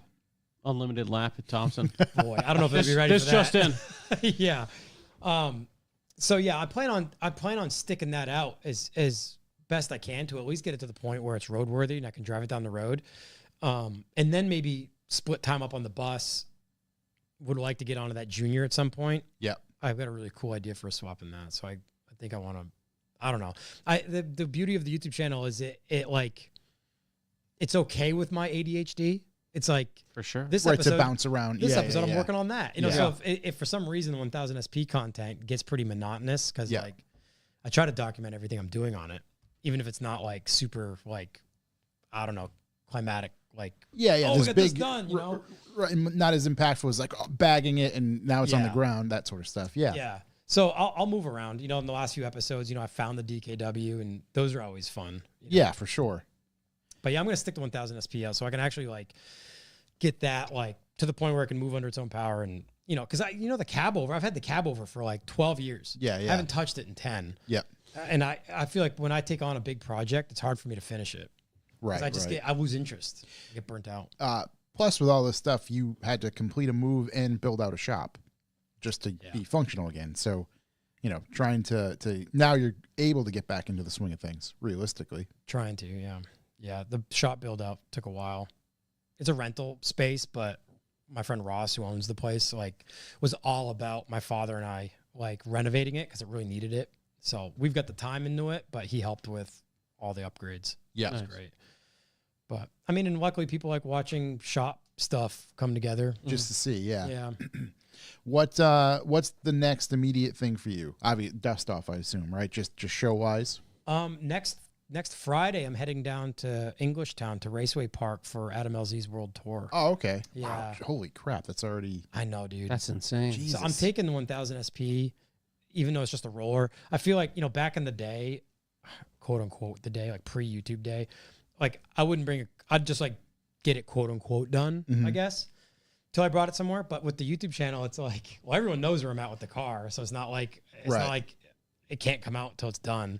So I'm going to take that down and just roll it into a spot and just hang with everybody. Yeah. You know, Grant Anderson. Yeah, yeah. We're going to actually drive down with Grant. Yeah. And I'm not a drift boy, but it's fun watching him. Yeah. Yeah, you for know? sure. I kind of stayed out of that realm. Yeah. You tried a little bit little or bit. once for Long a time very ago. brief. Yeah. I remember the E30. In the S13 coupe. Yeah. And the E30 in Ocean City Yeah. entering backwards on a street. Allegedly. Because there was an Must effort. be somebody Yeah, else. there was an effort. Allegedly. I thought I wanted to get into it, but then I realized that like I've got too much car ADD to focus on rebuilding one car like every week Over and I'm over driving again? it. Yeah. I'd get so sick of doing axles and Dude, wheel it's bearings. brutal. Yeah. I wouldn't. I've only had to do an axle twice, and I'm just like, if I ever have to do this again, I'm I'll out. just kill myself. Although, today. what car are you drifting again? 36. Oh, okay. Yeah. Well, definitely then. But I have a 5-liter swap, so the axles are just like toothpicks. Yeah. You know what I mean? Because when I had my S13, that was the first car I'd ever welded a diff in. And when I realized that the axle flanges on an S13 were 13 millimeter through bolts, I was like, oh, thank heavens. I've been doing axles in Mark 1 rabbits my whole life with the triple squares stripping out and using vice grips. Yeah. I'm like, We what? have like those reverse the e-torques things, and those suck. Terrible. Yeah. But like, as soon as I have an LSD, like that's what I started drifting with. Never had a problem. Yeah. As soon as I put the Weldon in, it was like every weekend a noise. Problem. Yeah. Sucks. Great looking car. You going back? To LSD, yeah. Yeah. I just put the engine back together again after resealing everything, and then I was looking at it, I'm like, man, I could just drive it, but I still have to do the diff. Do I want to do the diff? I could just drive it. Could just drive it. Do the diff, baby. You got time. I got plenty of That's time. true. I mean, you got to keep in perspective. Yeah, you know, got it, baby. Weather's Come been on. great, but it's only the 12th of March. Yeah. Yeah. Well, So that's that's what. Snow's coming. I'm Yeah, not doing well- the first event. Yeah, For exactly. you, boy. For Well, you, what you- boy. What you said, it's like, yeah, already. It's like, yeah, I can't believe next week is like That's an crazy. event. I'm Right. like, Right. oh, Yeah. The man. fact next week's an event is I'm not wild. doing that. but- Yeah, I mean, the LZ event in the end of March, I mean, that's... Well, we went to the Risky Toronto business. one last year. So the boys at Vibrant Performance brought us up for that because Vibrant was like a title sponsor of that stop. And it helps that we knew, Jimmy came up. Yeah, Adam yeah. was obviously there. Grant was there. My buddy Luke Fink was there. Luke is an old BMX pro that I rode with way back. He's from Australia, but he's like a big time drifter. Yep. And we hadn't seen each other in like years. Nor did we even remember being at the same contest that we were definitely at in like Was he in that 2002. RB wagon thing? No, that's Jason Farrett. Jason, okay. Luke has the Corvette. That's Luke's what I was a going to C5 ask. too. Corvette guy. Really like backwards entries, like really cool. But Yeah. but it was fun to hang out with all those guys. Even though I still don't have any interest in building a drift car. Yeah. That's not It was- Drift Squid, is it? No, Another different guy? That's no. from- Luke Fink, I think, is actually his like actual Instagram. It's just Luke okay. Fink. But yeah, it'll be fun. It'll be fun to like hang out because they include a car show. Yeah. And then from there, Alpine Volks Fair maybe. And then Andy Fuelburn from XS is doing Worthersea for the first time since Worthersea got canned. Good. So he's got How's that gonna work? local governments on board apparently. Yep. Wow. He's like Is he- He's doing on- Worthersea this year? So yeah, so we're going it's May 28th to June 1st. We should go. Is he also a politician?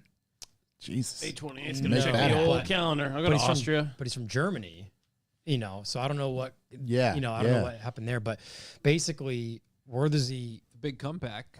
XS, if you go to XS Car Night, that's who's putting on this one. Oh, wait, yeah, maybe they did share it. The tagged one in the middle right there, May 28th to June 1st. The middle post might be it. Yeah. Or that might be an old post. No, that's it. XS Car Night. Yeah.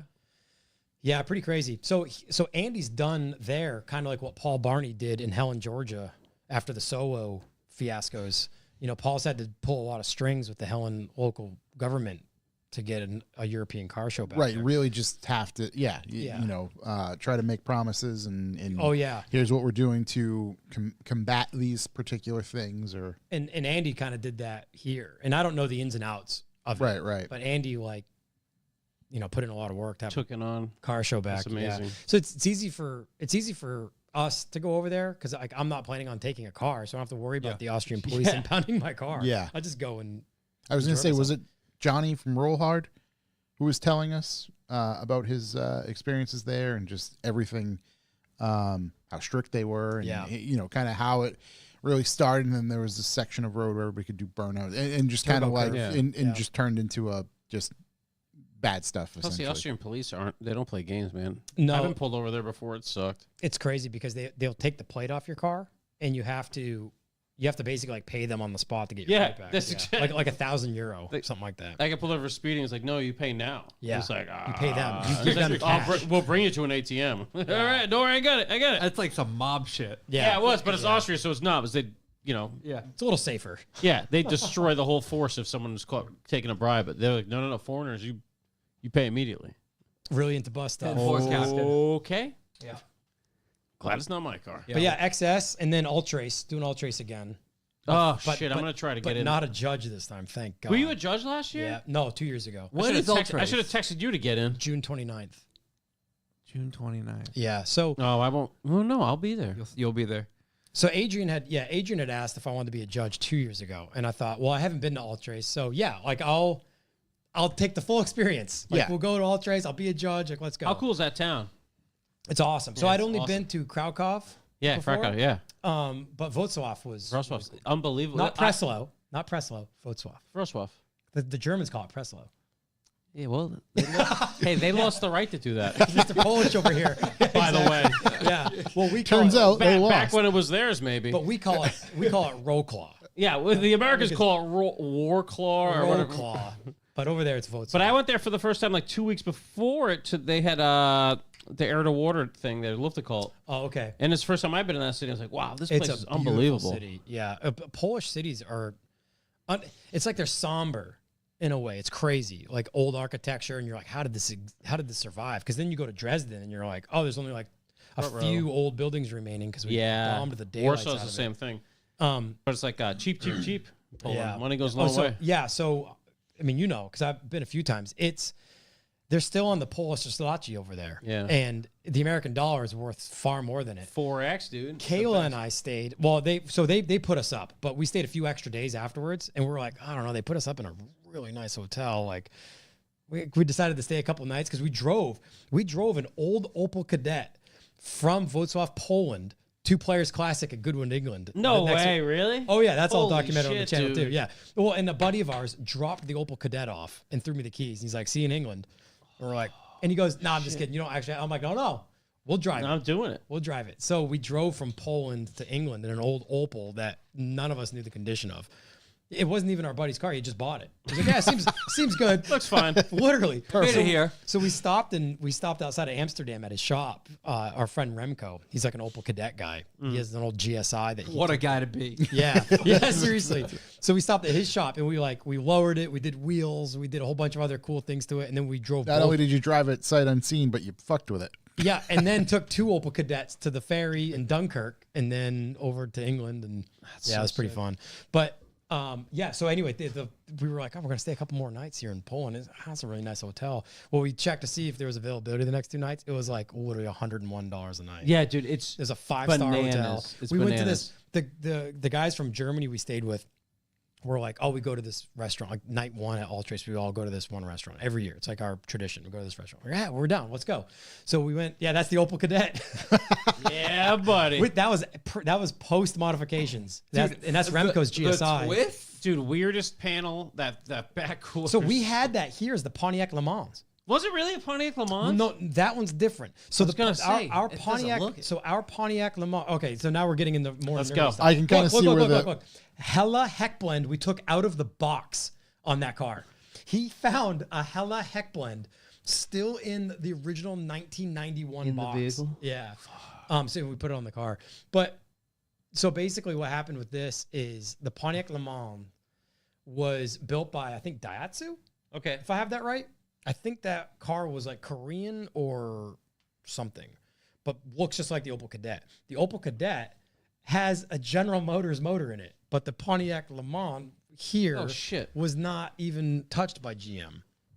Very weird. That's weird. But anyway, yeah, the American dollar goes a long way in Poland. We stayed at that 5-star hotel, and that restaurant they took us to. Dude, guys in that's Germany. hilarious. Is that the Pontiac or is that That's the Pontiac. Yes, Yeah, yes, the similar fact to you that can't one. even, yeah. Damn. It's like crazy. But the Pontiac has Not gonna lie, hard to find a good picture of one. This is the best image. Yeah. And it's the best condition too. not gonna lie. She's a I beaut. love them. Yeah, I love weird stuff.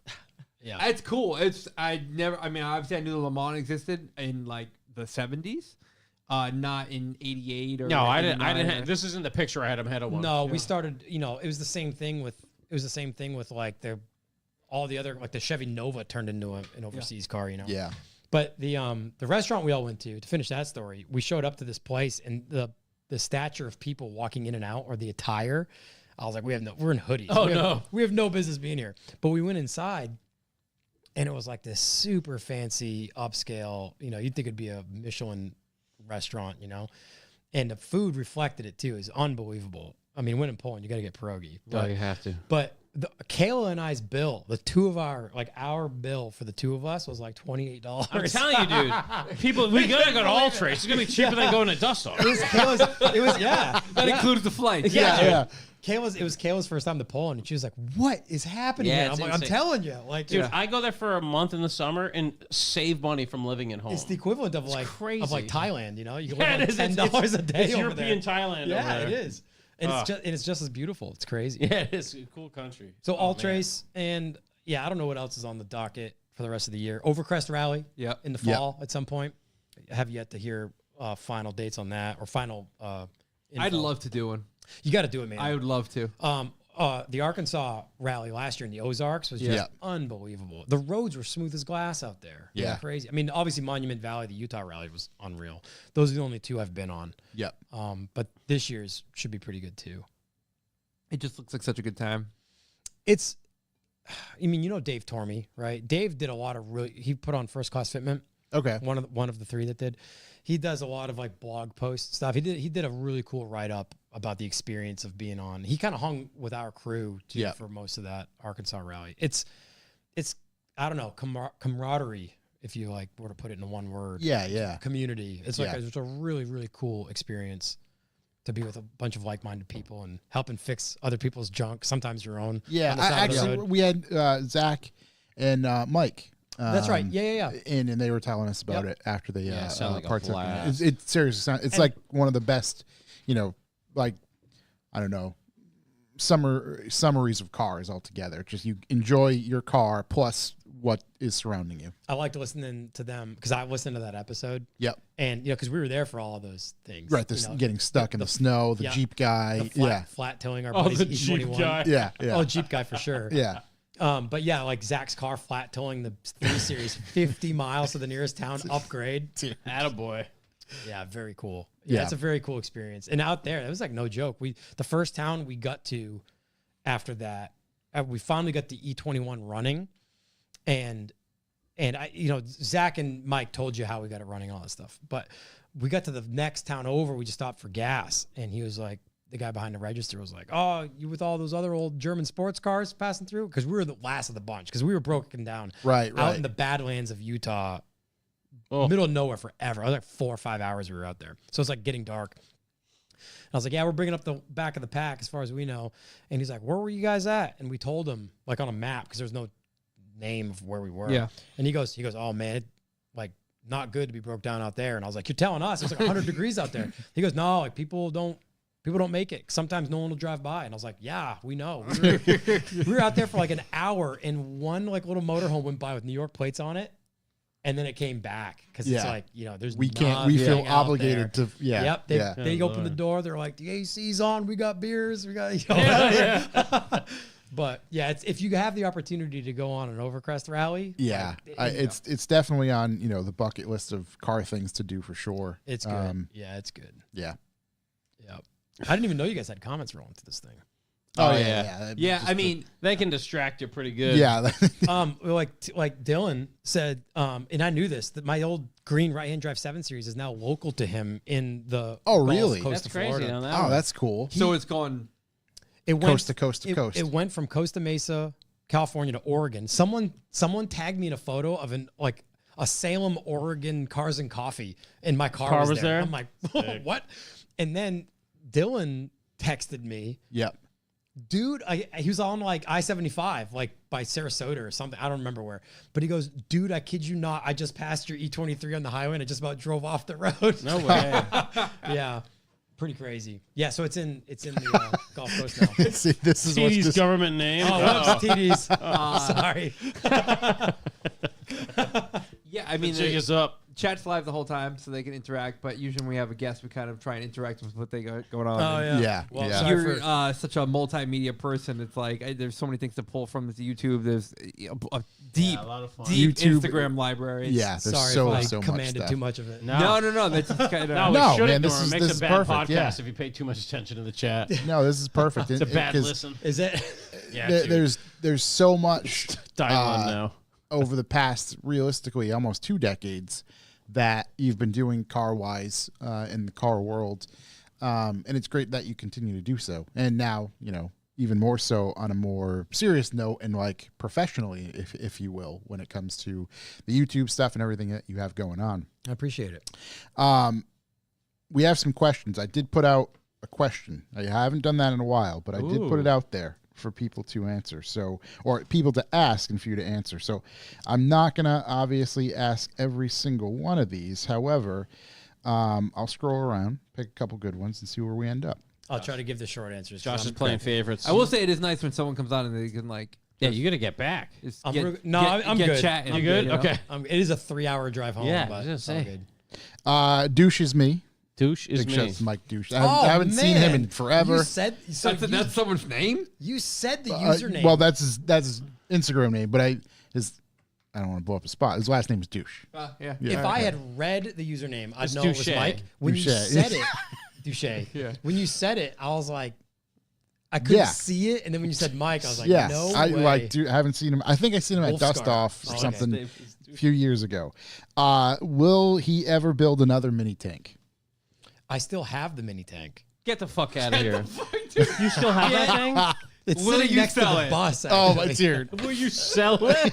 What did you say? Will I Will sell you it? sell it? We'll put it in the rafters That out has that car that has actually been on the cover of Eurotuner magazine. Yeah. It has, I know. yeah. I have the issue somewhere That's so funny. in my hoard of memorabilia. So I to- have that issue. So to answer his question, I don't need to because I still have the OG. I think it should, Bring it back. Yeah, make some sort of appearance. Wow, dude. My dad was so bummed when he came home one day and I was in the shop and I had like cut it all up and body dropped it and cambered the wheels because that's not how we originally built it. He's like, "What'd Yeah. you do?" And I'm Yeah. like, it Don't needed you to worry be about it. slammed.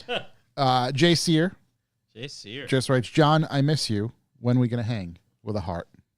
Man, I haven't seen Jay. Boy, does he come out to the drift event still? He does. Oh, yeah, does he? he's He's an instructor. what is he? He's Oh, driving nice. IS now. Yeah. Out Man, there sick. slaying it. Or we're social media friends. I just maybe the algorithms don't put our info in front of each other. Damn you, Algo. Man, what? Jay, come out and do some skids at Adam's thing next week. If not, I'll be at Dust Off. Is he still local, like Mass? I went to high Connecticut? school with Jay. Did you? Yeah. Yeah, Small where is world. Jay based? I don't know where Jay's based. For some reason, I I'll always tell you thought it after. was. I know where he lives. Yeah, wanna- yeah. he's You gonna don't want give to. you You up. don't want to Give me adopt the him. address. Oh, Connecticut. CC. Okay. Yeah. What's I'm his looking for exact his address? Where does he live? Oh, I was gonna say 325 the Main town, Street. but I'm not gonna No, follow no, it. no. Connecticut is good. Yeah. Cloroxed. Cloroxed. How is it having Silas as the shop foreman? Shop foreman. So if you watch the channel, Kayla's senior dachshund, Mr. Ween himself. He's a standard Ween, but he's like really big, Yeah, big boned. thick boy.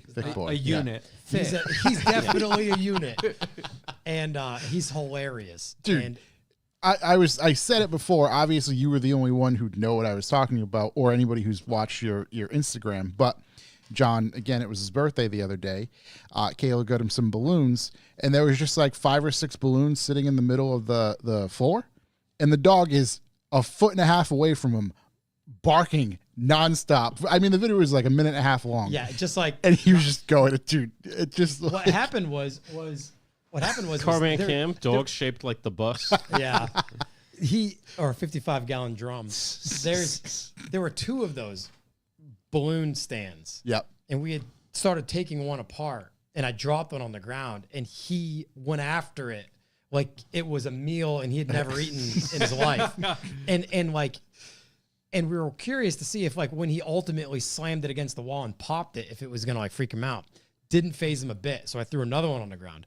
And the dog's like he broke his back like way back. I don't know how old he was, like long years and years ago.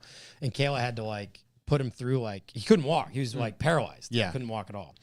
And she put him through like acupuncture and a bunch of other things, and he literally regained his mobility again. So he's still kind of wonky. So when he runs, his hind legs hop in unison. They don't like have a cadence. They just No do, way. But It's his like a fronts toy do this. dog. So he's like he's got this weird looking. So Mike Tyson of dogs broke my back.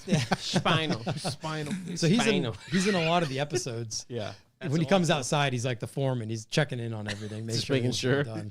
So he's the best. He's the best shop foreman. Mr. Wilson just writes Wilson. bags or coils. Come on. Well, that's Mr. Zach Wilson from Bag Riders. So might have to say air suspension. I mean, I it don't know, also coilovers as well. Well, okay. Well, if you want me to seriously answer, I mean, I actually believe like application is key.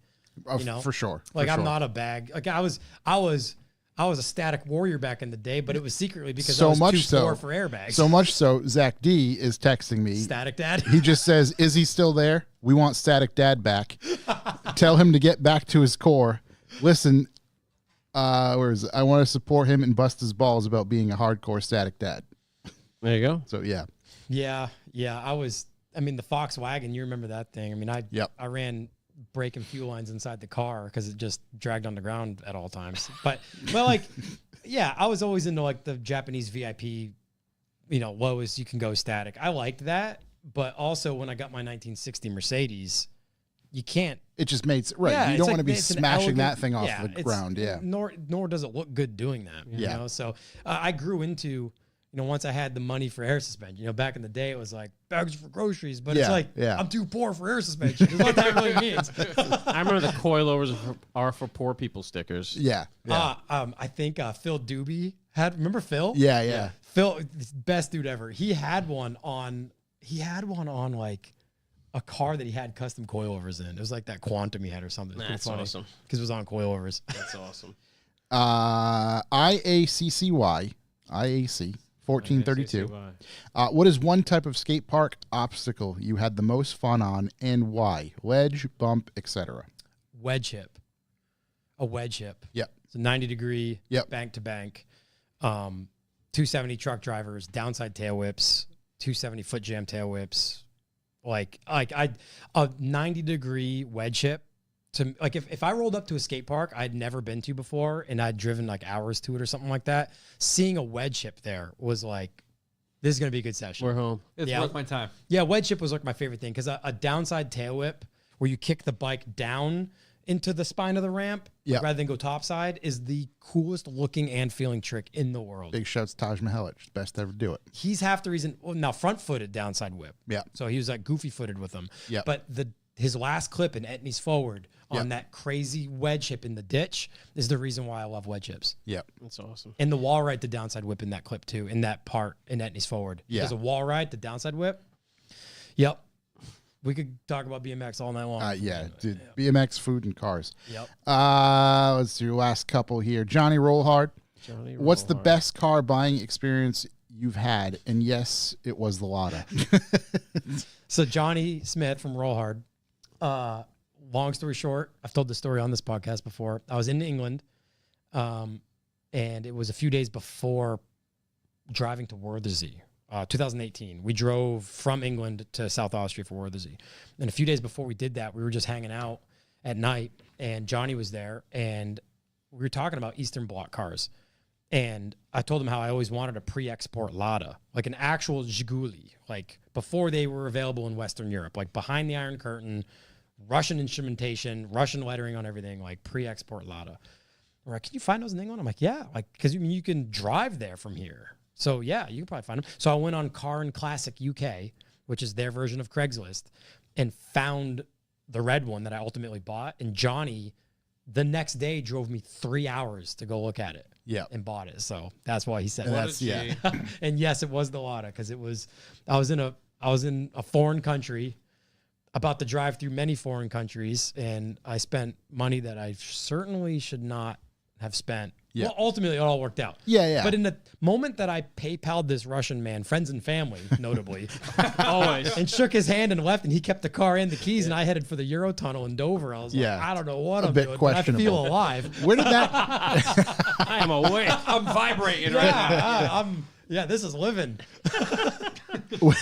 And when we were in queue to get on, in queue, because we were in England. Yeah. Yeah. When we were in queue to get on the train, the Eurotunnel train, my buddy Dean, whose friend was going to get the Lada, this is the next day. Yeah. The next day we're sitting in queue, and I'm like in forefront of my head, I'm thinking like is this Russian ever man gonna- yeah. gonna Is like, it really you mine? know, like he did a burnout in the car after I paid him for the car when he put it back in the building, you know, like you're a true Russian man. Make here. sure it works. Doesn't care what happens. And Dean got a photo from his buddy Simon with a photo of the Lada on the back of his ramp truck, and I was like, vacation has started. Yeah, The yeah. car Now you is can safe. just right. Yeah. So so Johnny's right. That's up there. Number I'll one. tell that story till I'm an old man. That's it. God willing. That's the one. Yeah. Until you buy the next bus or something. Or the bus. Yeah, the bus is close something second. somewhere. Let's see. Oh, there was one more. Chris Saunders. Let's road trip when you come back to England. I'll bring Kevin. There you go. I believe Kevin is his dog. Kevin is his dog. Yeah, solid dog name. There are photos on the internet of me holding Kevin. You know what is interesting? The golf, Mark III golf that you had there. Another crazy buying experience. And then he posted, he's like, moving, got to get rid of this thing. And I wanted the Mark III. Yep. And I was like, I know John talked about this car a lot. It was clean. Chris talked about it. It was clean. I was like, I can buy this, like clear conscience. We're good. And then like we were talking earlier, I like got quotes to like have someone ship it here. And I'm like, it's 3 times the cost of the car. Yeah. Like I just can't do it. And I that's a car I regret. I'm like, oh shit, I should have bought that. So what happened? Context on that car was Kayla and I were going over for the Roll Hard Bicester Heritage Show, which is in England in August.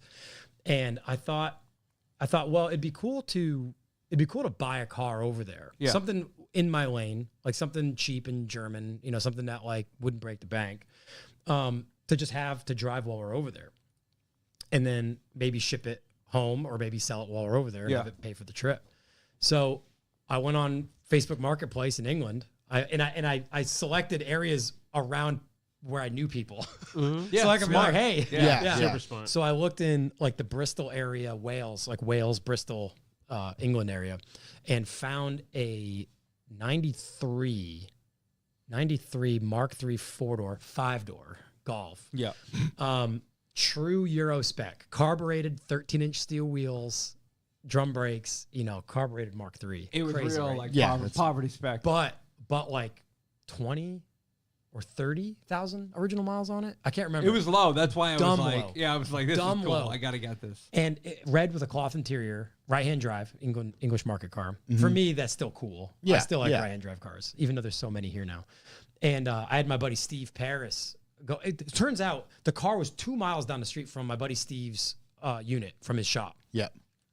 Steve had a Mercedes W202 in this kind of rare blue color. And he goes to look at the car. He contacts the guy, goes to look at it. He pulls in the yard. The guy sells like used cars, has the same color W202. That's his daily driver too. Turns out they know each other through a Mercedes forum. So anyway, long story short, Steve FaceTimes me. And now this is England where they do salt the roads and it does rain nonstop. So cars are just as rotted there as they are here in the Northeast of America.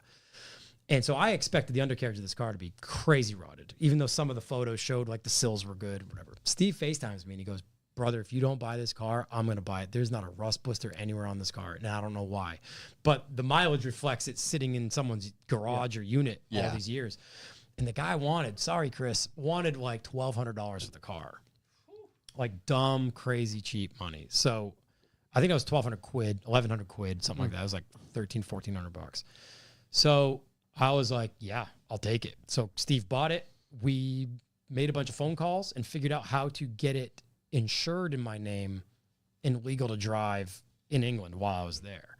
Because it wasn't like I sent my car over there and I could use my credentials of a registered vehicle in America to drive it. So it took a few phone calls and we figured it out. We figured out like how it was like a couple $100 essentially for me to be put on like Steve's insurance plan and drive this car. Because the car was MOT'd. So it was like good to go. Yeah. And so we banged around England in this thing. We drove all the way up to Bicester Heritage. We drove like the Welsh Priscilla Hills, like along the coast, the tight hedges, dodging cars head on and stuff. And then oddly enough, we were staying with Chris Saunders, who lives in England now, the last 2 nights before they were going to take us to Heathrow to fly home.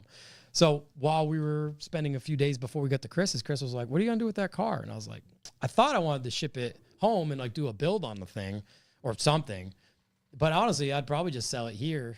And Chris was like, I'll buy it. And I can't remember what I sold it to him for. But I profited money on the car, but still sold it to him for, like you said, it was cheap, even what Chris wanted for it.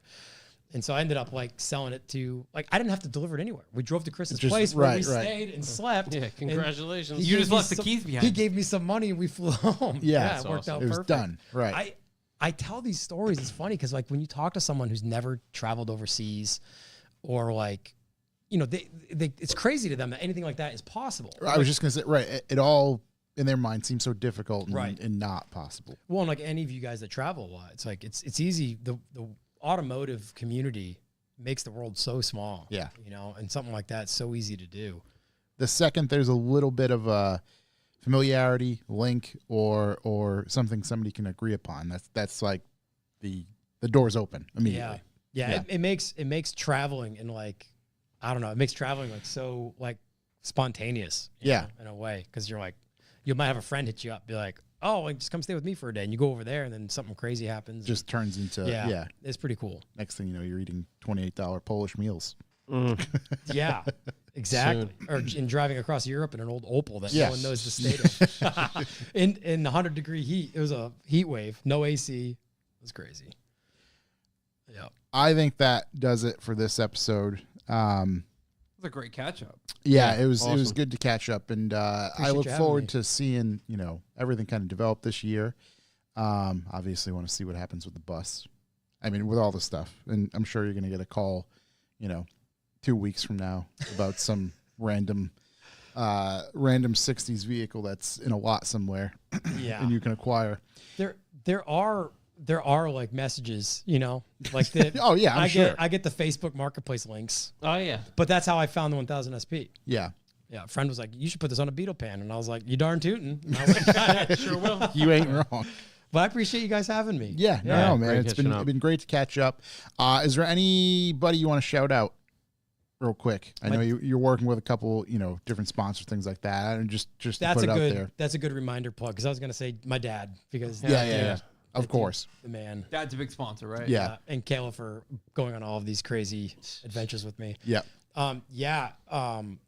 Rova Motor Oil's been a huge help. Dude, I pronounce them Row all the time. So I do too. I did too until I spent more time like in Germany. But Yeah. then all the Rova US guys say it the way the Germans say it because the W has the V yeah. sound to it. So they all say Rova.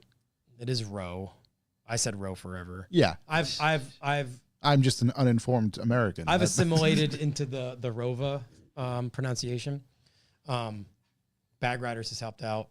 Airlift Performance has helped out on the 1000 SP. Yep. And the Corvair and the 700. Many other cars. Really appreciative of all their support.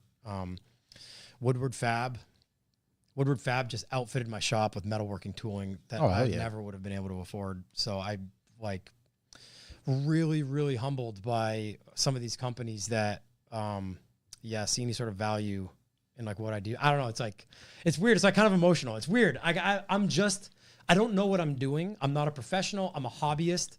I like working on cars. And the fact that anyone is like, right, can continue. You just get it to this point. It's help keep it going. I told Zach Wilson, I've told him time and time again, I said, you guys are like the reason why I've like been able to build some of these cars.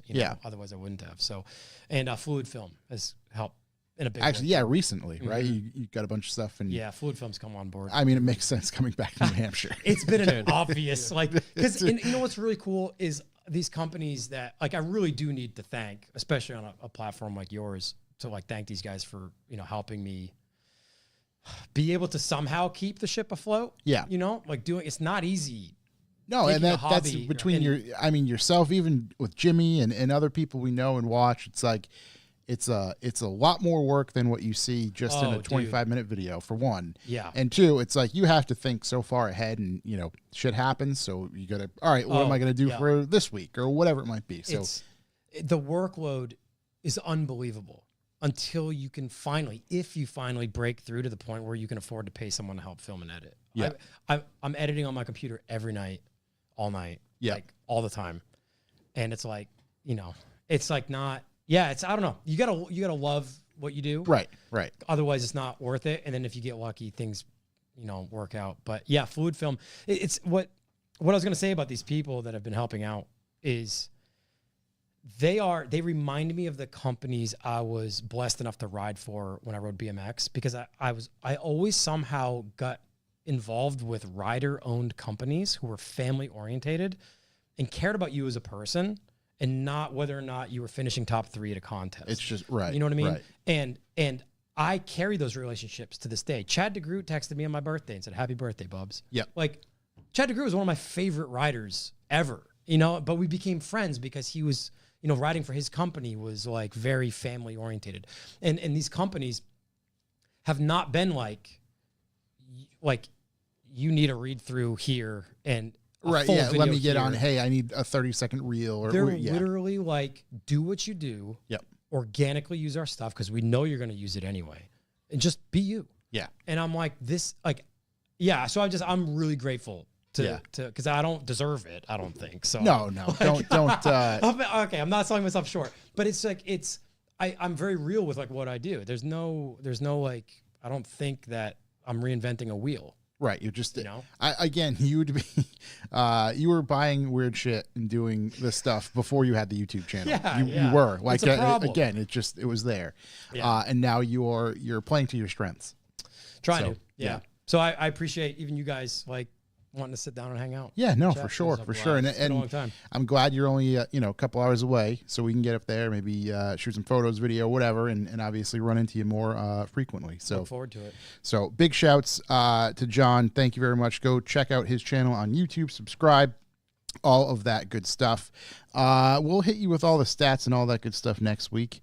As far as our B for B and whatnot. But you can go to our website, revivalmotoring.com, where you can sign up for the B for B to support this show. And then go to our YouTube channel, Revival Motoring, obviously, where you can like, comment, and subscribe. And again, same thing. Go to @John Ludwick on YouTube, where you can like, comment, and subscribe on his videos. And check out all the projects he has going on. And eventually see that bus, hit the ground, come to fruition. Down his face. So thanks. That bus moving. Thanks, yeah. See it moving first. Keeping me accountable. Thanks everybody in the chat. We will be back next week. That's all I got. Shook, any closing thoughts? He's asleep over there. Drugs are expensive, so don't do those. There we go. We'll see you next week. I still can't believe that's him. Well, the amount of comments I received about that said, "Guys, I'm driving off the road. I can't see. I'm tearing up because of that with the live production." See you guys. See you next week. Quality, baby. Adios.